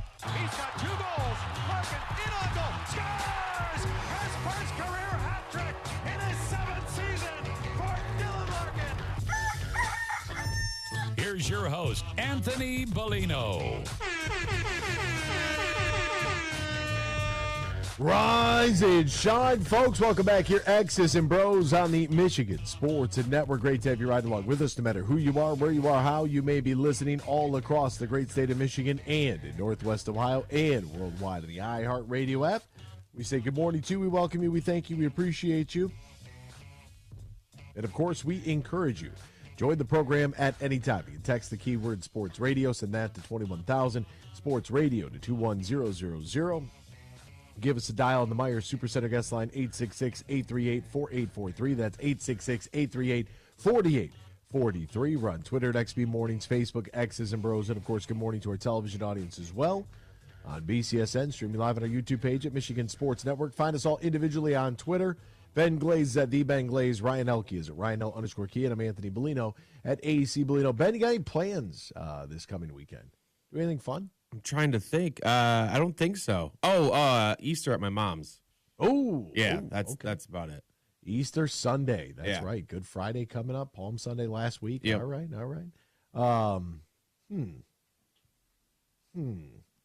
Trying to think. You got to go to Little Caesars for the Sweet 16 and the Elite 8 Friday, Sunday. So I'm going to do Easter Bunny. Easter Bunny hops on over to Little Caesars Arena. Nice. See what's going on in the Detroit region there. That'll be a lot of fun. I think. I don't know. I don't know. I hope it's fun. We'll see. Right? We got a lot of work to be done this weekend. There's no doubt about that. But at least we'll have we got the Easter holiday, and will you have a lot of people there, or just like a quiet, like immediate family gathering? It's about 10 people with including the nieces and nephew. All right, good deal. Good deal. Yeah. That's nice. You guys gonna have a ham? Probably. I'm assuming so. We're bringing cheesy potatoes. Easter ham, baby. Yeah. Love that. Yeah. Justin says, first time listening to hour number 3, road tripping to Bama. Oh, my goodness. All right, Justin, over on the west side, the pride of St. Mary Catholic Central High School in Monroe, Michigan, who now lives over in the greater Grand Rapids area. Wow, going to road tripping to Alabama. That's going to be like 15, 16 hours, right? I mean, I would imagine off the top of my head. That's what I'm coming up with. I've never driven that far. Me personally. Now, I used to get in the back of the car with the parents. We made a couple road trips down to Florida. I don't know how we did that. I have no idea how we did that. That's a lot. Couple of kids back of a car. A buddy of mine, his sister and her best friend have 4 kids, and they went to Florida. And I'm like, oh my God. Now, luckily, one of them is basically an adult. She's a high school kid, but she's got her head on straight. The other 3, good luck. I wish you the best. I don't know what to do with those hellions. That'd be a tough car ride. Be playing a lot of the license plate game. All right, what else is going on in the sports world? We'll try to get you all caught up with all the happenings. We'll do so right now in the headlines. Big news. I have a little news flash. Let's check the headlines. No, it's real news for once. The biggest stories in the local, regional, and national news. This is huge news. What a mess last night for the Detroit Red Wings. They lose 4-3, a crucial Eastern Conference playoff race game between the Washington Capitals and the Detroit Red Wings. Had a lead, squandered the lead. It's not looking good. The next 4 games, brutal. what a stretch that they're on. Tomorrow night's game is going to be massive as well. Now, if you want to take a look at the standings from the wild card position, the Detroit Red Wings have a 3-point advantage over the New Jersey Devils, but trail the Washington Capitals by 2 points, and the Tampa Bay Lightning by 6 points. Lightning have 85, Washington have 81, and Detroit has 79. Detroit has also played one more game than both Tampa Bay and Washington, so that ain't looking good. 10 games remaining in the season. All those teams are looking up at the Toronto Maple Leafs at 89 points. That's a 10-point advantage. I'd have to imagine that one's out of reach, to say the least. And they could still mathematically catch Boston. Boston, because Boston only has 9 games remaining. If they were able to lose all 9 and Detroit were able to win the next 10, they would catch Boston. Now, are the odds of that happening? Very, very slim. But it's still mathematically possible. So I think the big takeaway here is that we are playing the games that we wanted to play, right? We're playing meaningful games headed towards a postseason, which is by far the biggest takeaway that we can have about this group here. And that's what we're looking for. That's what we want. The NFL is moving the trade deadline back and expanding the replay assists, so we'll get into that in the breakdown of the rules a little bit later. The NFL's approval of Tom Brady's purchase into the Raiders is, quote, making progress. I might be the only one who's uncomfortable with this, but I am. I don't know why Tom Brady, why the NFL would be cool with Tom Brady being a part owner of a team, but then also being on the broadcast. I also don't think that ESPN should be involved in a betting service. But they have their own betting branded sportsbook, ESPN Bet. That's the way the world. It's the way the world works right now. It's unfortunate, but everybody's, it's like we know the difference between right and wrong, but can't make the conscientious decision to choose to do the right thing. The Steelers are going to sign ex-Falcons running back Cordero Patterson. We'll get more into the kickoff rules coming up here next. We're going to jump right into that because there's a very good video that explains everything, and you might be thinking video. This is radio. The audio explanation of it is very good, and this massive revamp to the kickoff play should see an increase in how much did people want this? You needed the supermajority, 24 out of 32 owners, to pass it, to make this change.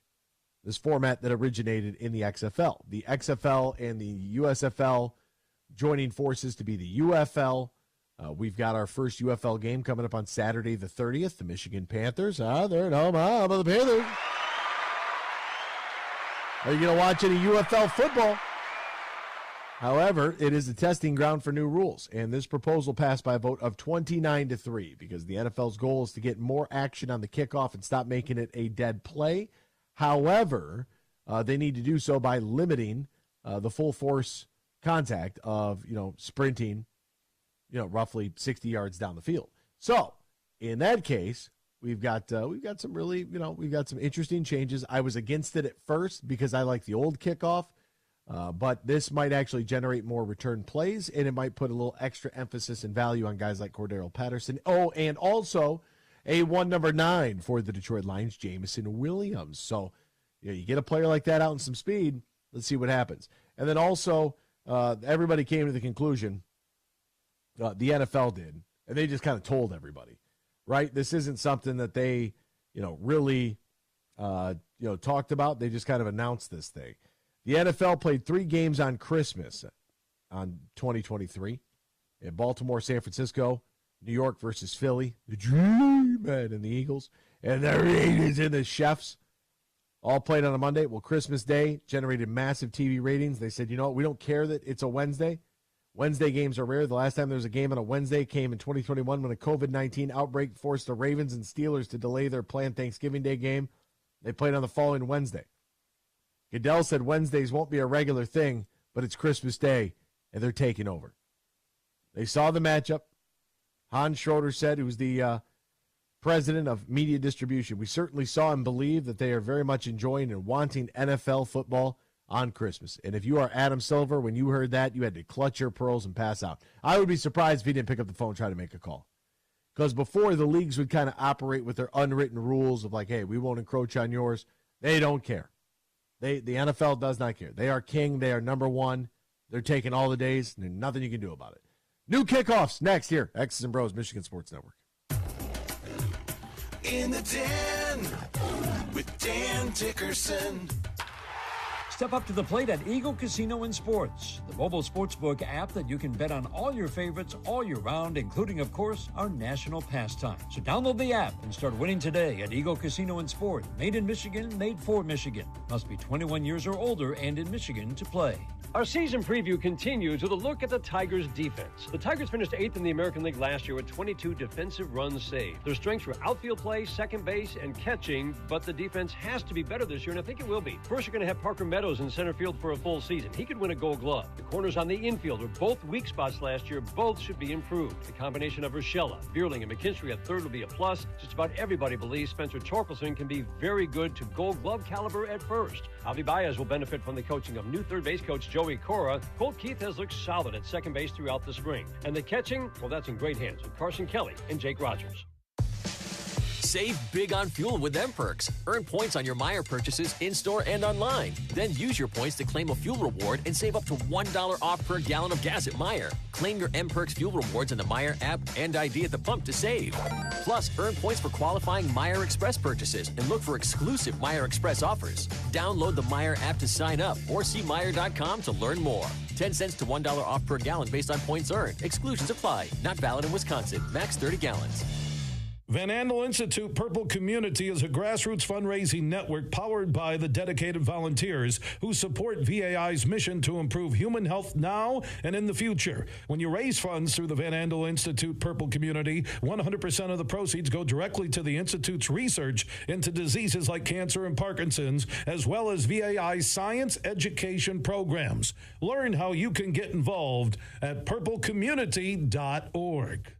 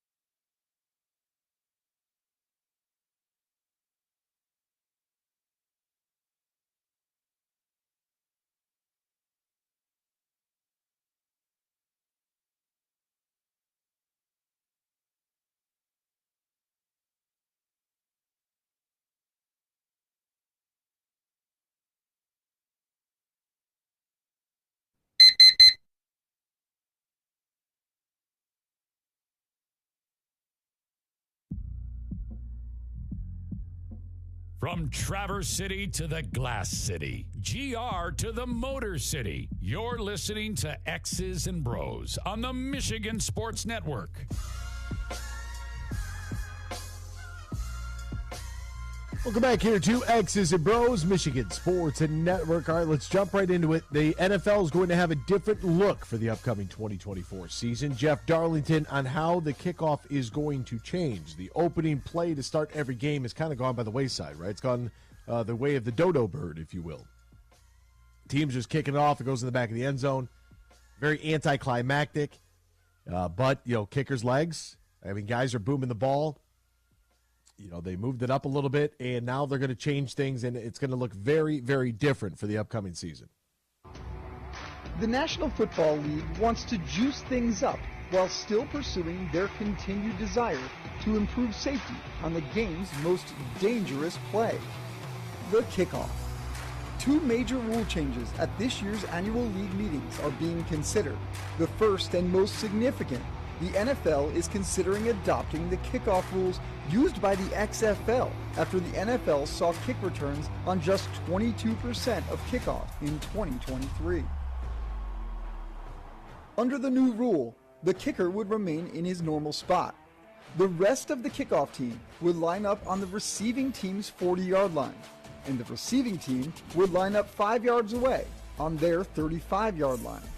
Nobody would be allowed to move past those lines until the ball is touched or reaches the target zone, the area from the 20-yard line to the goal line. The next proposal would also impact the kickoff. After only 5.2% of onside kicks were recovered in 2023, and just 2 surprise onside kicks, the competition committee is looking for some give and take.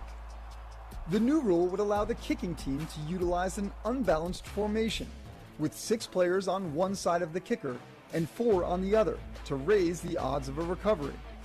But in order to do so, the kicking team would be required to declare their intentions of an onside kick before the play. That's necessary since that other kickoff proposal has a new setup zone. As a result of these proposals, touchbacks could also change. If the ball is kicked into the end zone, the receiving team gets it at the 35-yard line. If the ball is kicked into the target zone and rolls into the end zone, the receiving team possession would start at the 20-yard line. If all this feels a little complicated, you're not alone. And it is. It's all very complicated. That's Jeff Darlington putting together that. I don't know why they put music to it. They didn't need to do all that. But whatever. Do a little extra, make it sound good. But I thought that the audio quality of him trying to explain it was actually pretty good. So this has been up at the proposal vote 29-3. The NFL competition chair, Rich McKay, said yesterday, proposal needs approval by 24 of the 32 owners. We feel it's a great day for the NFL. According to the special teams coordinator of the New Orleans Saints, Darren Rizzi, worked very closely on the proposal. We've taken a play that's essentially been dying over the course of the last few years. In our opinion, we revived it. So let's go through it. The new alignment rules represent the most significant on-field change for the NFL in a very, very long time. So kickers will continue to kick off from the 35-yard line. The other 10 players of the kickoff team will line up on the plus 40. So you're across midfield. You're in enemy territory. Plus 40-yard line. Receiving team's 40-yard line. 9 members of the return team will line up in the setup zone between the 35 and the 30-yard line.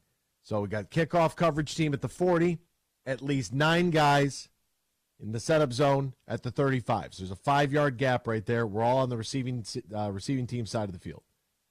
You have up to 2 returners in the landing zone. That's between the goal line and the 20. No one other than the kicker and returners can move until the ball hits the ground or hits a player inside the landing zone. Touchbacks, so the ball being kicked going into the end zone on the fly, is coming out to the 30. No fair catches will be allowed. In the event the team wants to attempt the onside kick, it will inform the officials of its intent and will be allowed to use the NFL's traditional formation. So we got no surprise onside kicks, which is interesting. All right, no surprise onside kick. So basically, if you wanted to try to surprise an onside kick and there's no fair catch, you basically got to make it a live ball by pooching it, from my understanding. That's what I would do. So if your kicker can basically pull out a flop shot and punch this thing roughly, 65 yards? That's how far it's got to go. You got to kick this thing basically straight up in the air, get out your lob wedge, hit the flop shot, get this thing so high in the air, everybody's waiting, but no one can move until he touches it anyways. And you just kind of got to pray at that point that the return team drops it. So this proposal, taking the XFL version with a slight shift where the players are aligned. In the XFL, they're lined up further down the field between the return teams 30 and 35. More than 90% of kickoffs are returned in the XFL's 2 seasons. Special teams coaches who participated in designing the NFL version of this format are hoping to see the return rate of at least 80%. The reason for the change? The NFL over the past 15 seasons implemented a rule change designed to reduce the number of returns, and it moved the kickoff from the 30 to the 35, outlawed the wedge, double team blocks, and in 2023 created the rule that allowed the fair catch to be spotted at the 25-yard line. Touchback rates dramatically increase over that time frame, going to a rate of 21.7% in 2023. Concussions dropped as well, but it got boring. Detroit Lions head coach Dan Campbell's in favor. Quote, you felt like you took a significant amount of plays out of the game, and those were from special teams, and you don't make it up really anywhere else. And so we put emphasis on it, so I believe in it.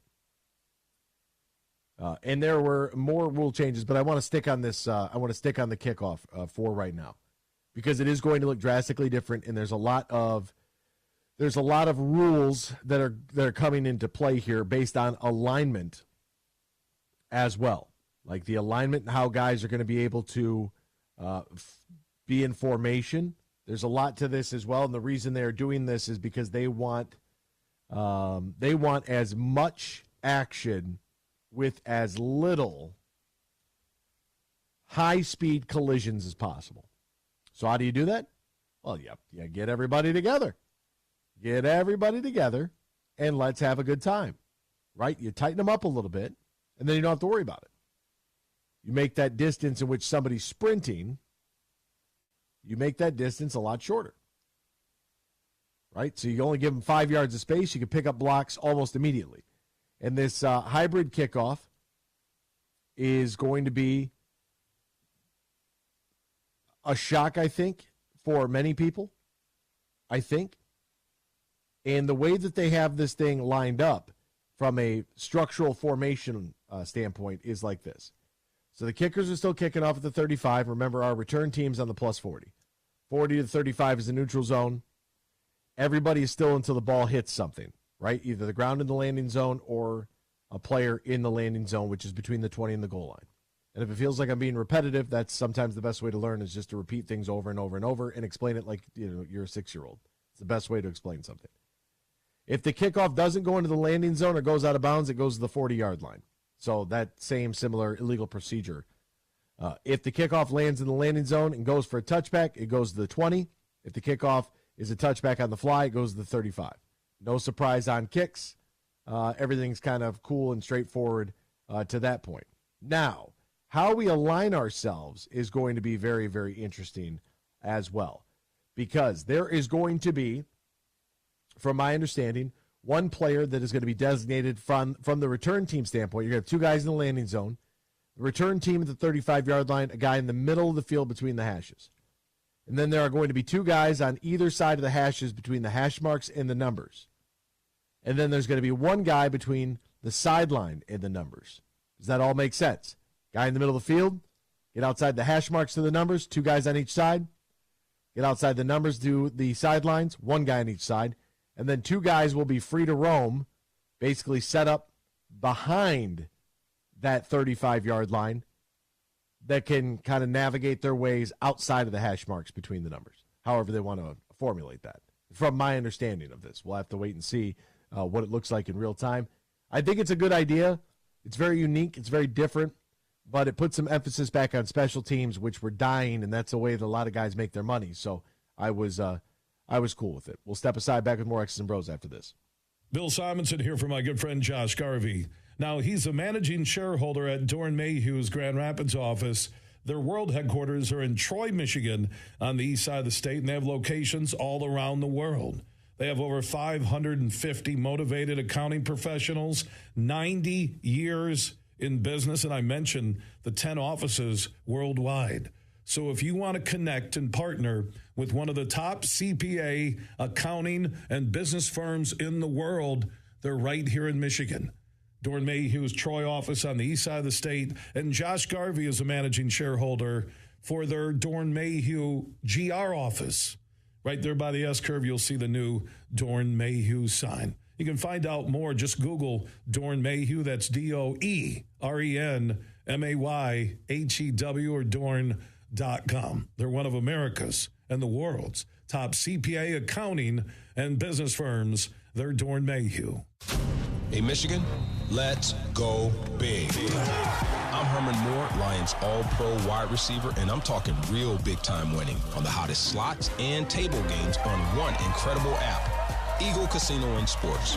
Sign up now and get up to $1,500. That's right. We'll match your deposit for up to $1,500, and you'll get 100 free spins. Eagle Casino and Sports. Made in Michigan, made for Michigan. Must be 21 or older and in Michigan to play.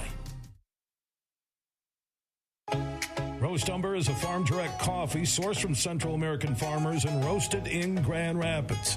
And also the Nitro Cold Brew Coffee is a convenient and healthy option for energy with no sugar or additives. Look for it at your local retailer or at roastumber.com. Coming up later today at 3 on The Huge Show on the Michigan Sports Network, I'll deliver huge opinions on everything you're talking about.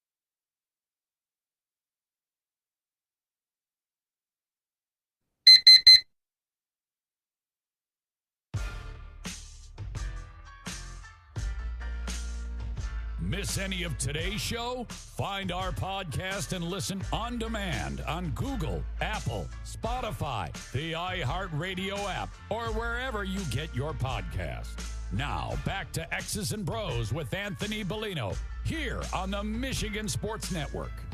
Welcome back here to X's and Bros, Michigan Sports Network. Great to have you ride along with us, no matter who you are, where you are, how you may be listening. I want to get your thoughts on what you think about the new kickoff rules, right? I mean, what are your thoughts? It's a drastic change, and anytime there's a drastic change in any league, it's usually met with a little hostility. I mean, we've seen one drastic change already affect the Detroit Tigers, and that is the fact that if you're going to throw down to second base and you're trying to make the tag, you can't block the plate. That's going to be ruled safe now when you're trying to catch somebody stealing.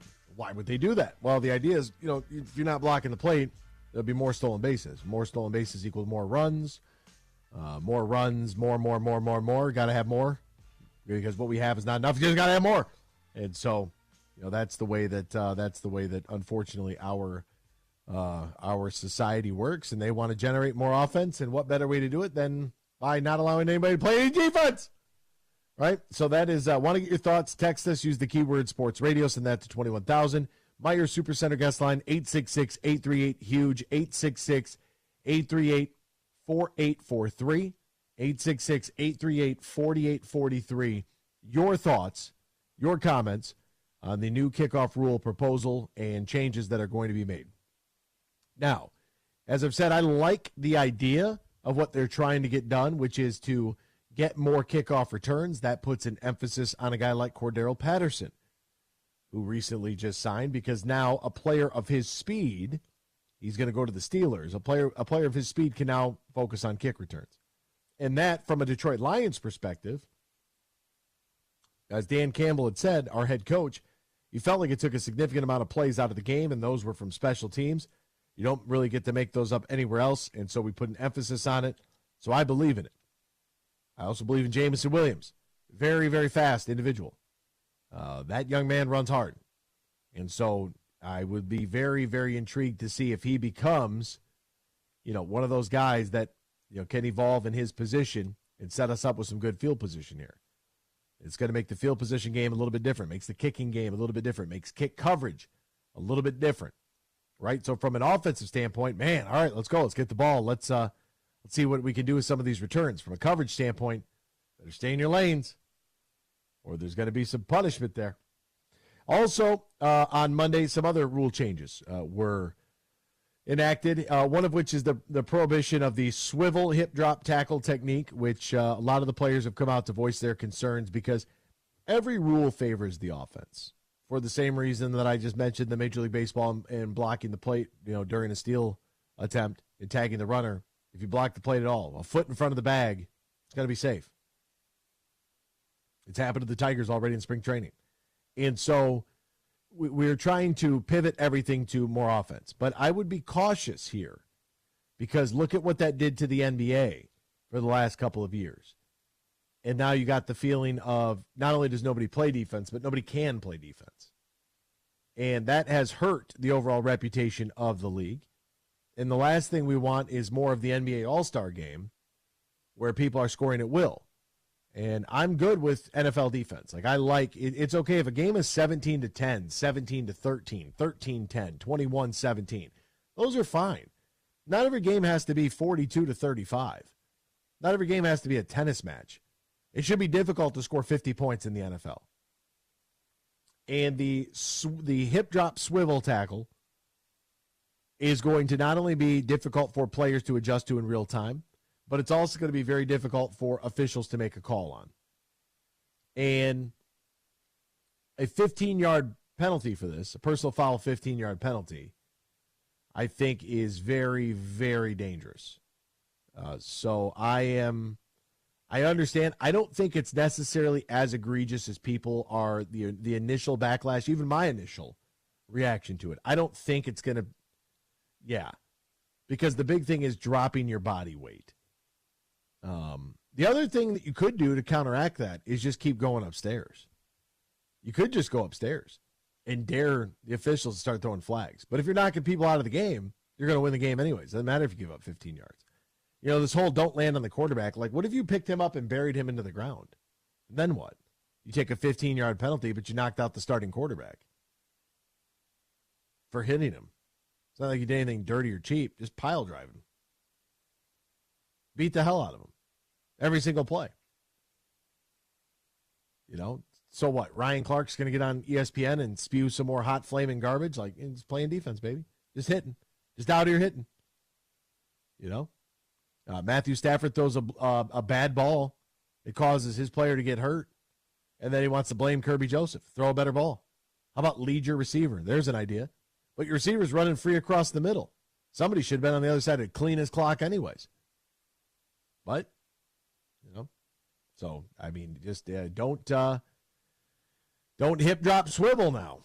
Allowing teams to receive a third challenge. Another one proposed here by the Lions after a successful challenge. Previously, teams had to be successful on 2 challenges to get a third, and this proposal has been passed. So you'll get a third challenge after 1 successful challenge. You miss on your first, but you hit your second, good, you get a third. Hit your first, miss your second, doesn't matter, you get the third. So if you get the first one right, get a little leeway there. And if there is a double foul during a down in which there is a change or changes of possession, including if one of the fouls is a post-possession foul by a team during a scrimmage kick, the team gaining possession will keep the ball after enforcement for the foul, provided it did not foul before last gaining possession. And you wonder why we have some of the officiating problems that we have. You wonder why. You could put it literally, you could just highlight that right there and say, this is what we're talking about. This is what we mean. So another thing that was proposed that is happening is moving back the NFL's trade deadline, right? And this is kind of cool.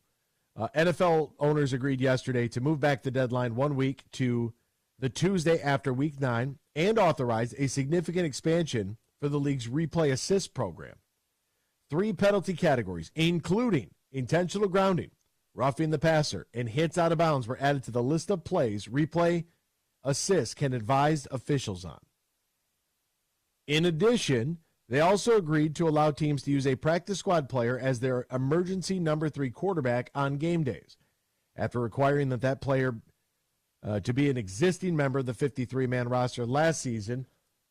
Flurry of moves came on a day when they also approved the massive revamp to the kickoff. So the kickoff's taking the headlines, but these are some other very, very important. The replay assist thing is really important. So replay officials are now going to be allowed to move into the area of penalty enforcement for the first time. They will not be allowed, however, to initiate a formal review on intentional grounding, roughing the passer, or hits out of bounds, nor can they suggest a flag be thrown, but they will be authorized to suggest a real-time reversal of a penalty on specific objective aspects of a play when clear and obvious video evidence is present. Previously, the replay officials advised officials on calls such as catch, no catch, possession, down by contact, and that is advice that on-field referees can accept or reject. Intentional grounding is a play that was especially on the forefront of the committee's mind here after officials threw 62 flags for it in 2023. The most egregious one was a play that Tony Romo said, I don't know how this is grounding. Is he outside of the tackle box? The dude was on the numbers. I forget who even threw it. He was on the numbers. He wasn't anywhere near the tackle box. What are you looking at? What's the matter with you? But replay assist expansion was also for when a defender was called for roughing the passer because of a hit to the head when replay showed that the contact was clearly below. It's a step forward to the NFL's own version of the Sky Judge, but one that gives the on-field referees the final word. Grounding is a hard call. This wasn't our best call because there's so many elements to it. It becomes a crew penalty. I mean, literally, you'll always see the referee have to get in there. He's going to bring a line judge. He's going to bring a down judge, and they're going to talk about it. In this case, we would just like the person in the ear to be able to say, yes, he was in the pocket, or he wasn't. I like that. Kind of streamlining some things. But to us, this is where replay assist can go because there was a concept that the Baltimore Ravens head coach John Harbaugh and Kansas City Chiefs head coach Andy Reid pushed for. And we talked about years ago which was the sky judge idea. We've always pushed back that the game has to be officiated on the field. It just has to be officiated on the field. There's too much going on. But their concept and idea that replay assist can play a part in getting calls right, we like, and this is just another step into that. The problem with this is that we don't necessarily want to see the game slowed down by constantly having going back to replay. In addition to replay assist expansion, the trade deadline shift in the number 3 quarterback tweet, the NFL owner said yesterday, being approved for a second consecutive preseason trial of providing replay Hawkeye feed that was going to be seen in the coach's booth rather than just the broadcast video of the game. This program will expand into the regular season in 2025. So there's a lot going on here behind the scenes that the NFL reporters, I think, are doing a great job. And we'll have commentary from Brad Holmes and all that good stuff for tomorrow's program on the free agency. Because he said they might have had their best free agency yet, which I think is great. I think it's a great sign. I think Amik Robertson's desire to figure out if he was going to join the Lions or not, and, hey, are we going to get this done or what? I think that's a great comment. But for today, focusing more so on the rules, because some of these make sense. Some of them do. And, the replay assist one, I like how they say replay assist. That's good. Let replay assist the officiating crew. Because a lot of times, one of the big questions that they always ask in basketball when they come to the table and they check in with the replay official, depending on if the game is on Fox, is it on CBS, is it on ESPN? Because each one of those have different camera setups. You'll notice above the shot clock, there's now like two pipes, basically, 2 black metal pipes that stick out. And that is so camera, and sometimes it can be 1 pipe, depending on how it's affixed to the shot clock. But this is so that there could be a camera above the rim. And the refs will come over to the table, and they will ask, how many angles do we have? Right? That's major. So you're going to have your TV broadcast feed, and then where are all of our other cameras? How many angles do we have? Do we have 5? Do we have 6? Do we have 8? What are we looking at here? And their big concern is they don't want to be in a position where they can't see something that the viewership on television is seeing. That makes everybody look bad. So and there are times where our crew at a basketball game, for example, will have a stadium camera or an arena camera that the officiating crew or television does not have access to. And that makes things really dicey too. So you want to make sure that replay assist is there to do just that. It's there to be able to assist the officiating crew in making the correct call, but not to act like referee X out there where this game is going to be slowed down and everything's going to be able to be reviewed and replayed 4 or 5 times, because that's not what we want to do at all. The NFL is a long enough game as it is, but however, as it is a 60-minute game, we know there's roughly less than 15 minutes of actual game action. The pace of the game in the NFL is something I think that we can all applaud. How we get that into college now is very different. Now, with the changes in the proposal to the NFL kickoff, how will that affect college football?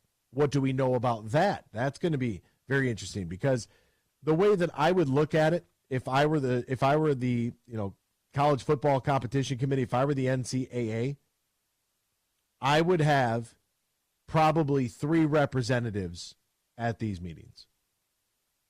I would do that. Whenever our competition committee looks like, whomever is on that board, on that committee, whomever is discussing the potential rule changes to the college game, because I would want, for a long time, I wanted college football to be different. Well, how's that working out for you, knuckleheads? Instead of thinking about yourself, what you actually are, which is a developmental league for the NFL, you want to push back to think that you're something else. You can't compete. You just can't. NFL's king. There are a handful of games that do really, really well in college football. Typically, Michigan is involved in all of those. But you will put together some games that will have, there's going to be weekly occurrences of those types of numbers in the NFL. So if I am college football, and I've long said this about, if you listen to this program, I've long said this about salary cap, collective bargaining, unionization, all of these things. I would also look at it from a rules standpoint. How can we make sure that our guys that are leaving the college game, just like we would in the academic world, how can I make sure that if my student is a med student, they're going to enter the field with as much current information as possible, right? When I was in college, they were talking about reel-to-reel editing systems. Those don't even get used. Those haven't been used in radio in forever. Like, I look back at it now, and I'm trying to figure out exactly what I learned in college that I could apply to my real-life jobs outside of the opportunity to get into the field, which was doing play-by-play, hosting pregame, halftime, postgame shows. It was hosting a radio show. It was doing all these other things that didn't count as classwork. That should have been the classwork there. I don't know how it's been revamped since. I would love to go back and maybe take a gander to see what exactly are we teaching. Telecommunications 400, like the law of communications. Do those laws even exist today? How are those changing? I'm going way off the rails. Let's get this train back on the track. The point is, if I'm the NCAA, I'm sending multiple representatives to the NFL, and I'm working collaboratively with the National Football League to make sure that our players that are coming up the pipeline, the next generation of NFL talent, is playing by the same and or very similar rules.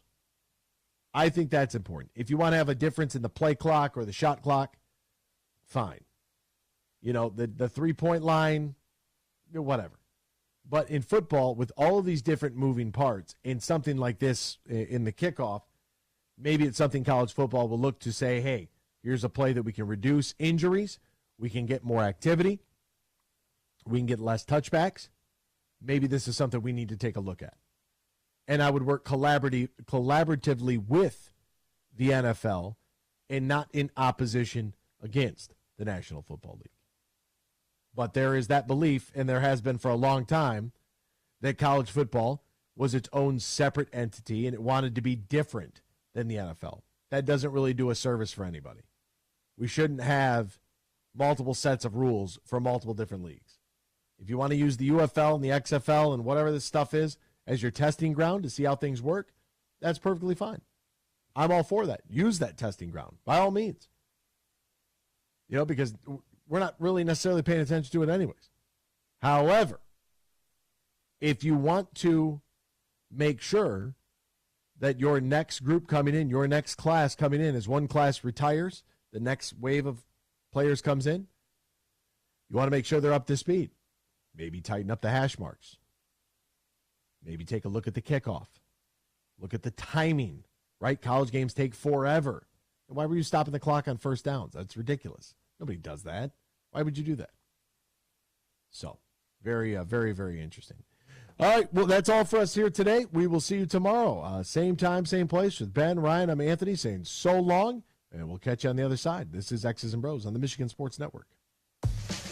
Save big on fuel with M-Perks. Earn points on your Meijer purchases in-store and online. Then use your points to claim a fuel reward and save up to $1 off per gallon of gas at Meijer. Claim your M-Perks fuel rewards in the Meijer app and ID at the pump to save. Plus, earn points for qualifying Meijer Express purchases and look for exclusive Meijer Express offers. Download the Meijer app to sign up or see Meijer.com to learn more. 10 cents to $1 off per gallon based on points earned. Exclusions apply. Not valid in Wisconsin. Max 30 gallons. Huge here for my good friend Drew and the crew at Impact Power Sports. Now, they're located on 14 Mile Road in Rockford, just north of Grand Rapids here on the west side of the state. They are Michigan's newest Yamaha go-to golf cart dealer. Now, if you're looking for a golf cart for the neighborhood, the business, the golf club, maybe that second home or the lake, stop by and see Drew and the crew. They can hook you up today at Impact Power Sports. They also have e-bikes, quads, side-by-side, yard toys for the big boys and the big girls. Anything you need when it comes to power, they have it at Impact Power Sports on 14 Mile Road in Rockford. Also, if you want a shot at winning Lomas Brown's Lions golf cart, a custom-built Lions golf cart, text IMPACT to 21000. That's impact to 21000. And you could win Lomas Brown's Lions golf cart this summer from Impact Power Sports and the huge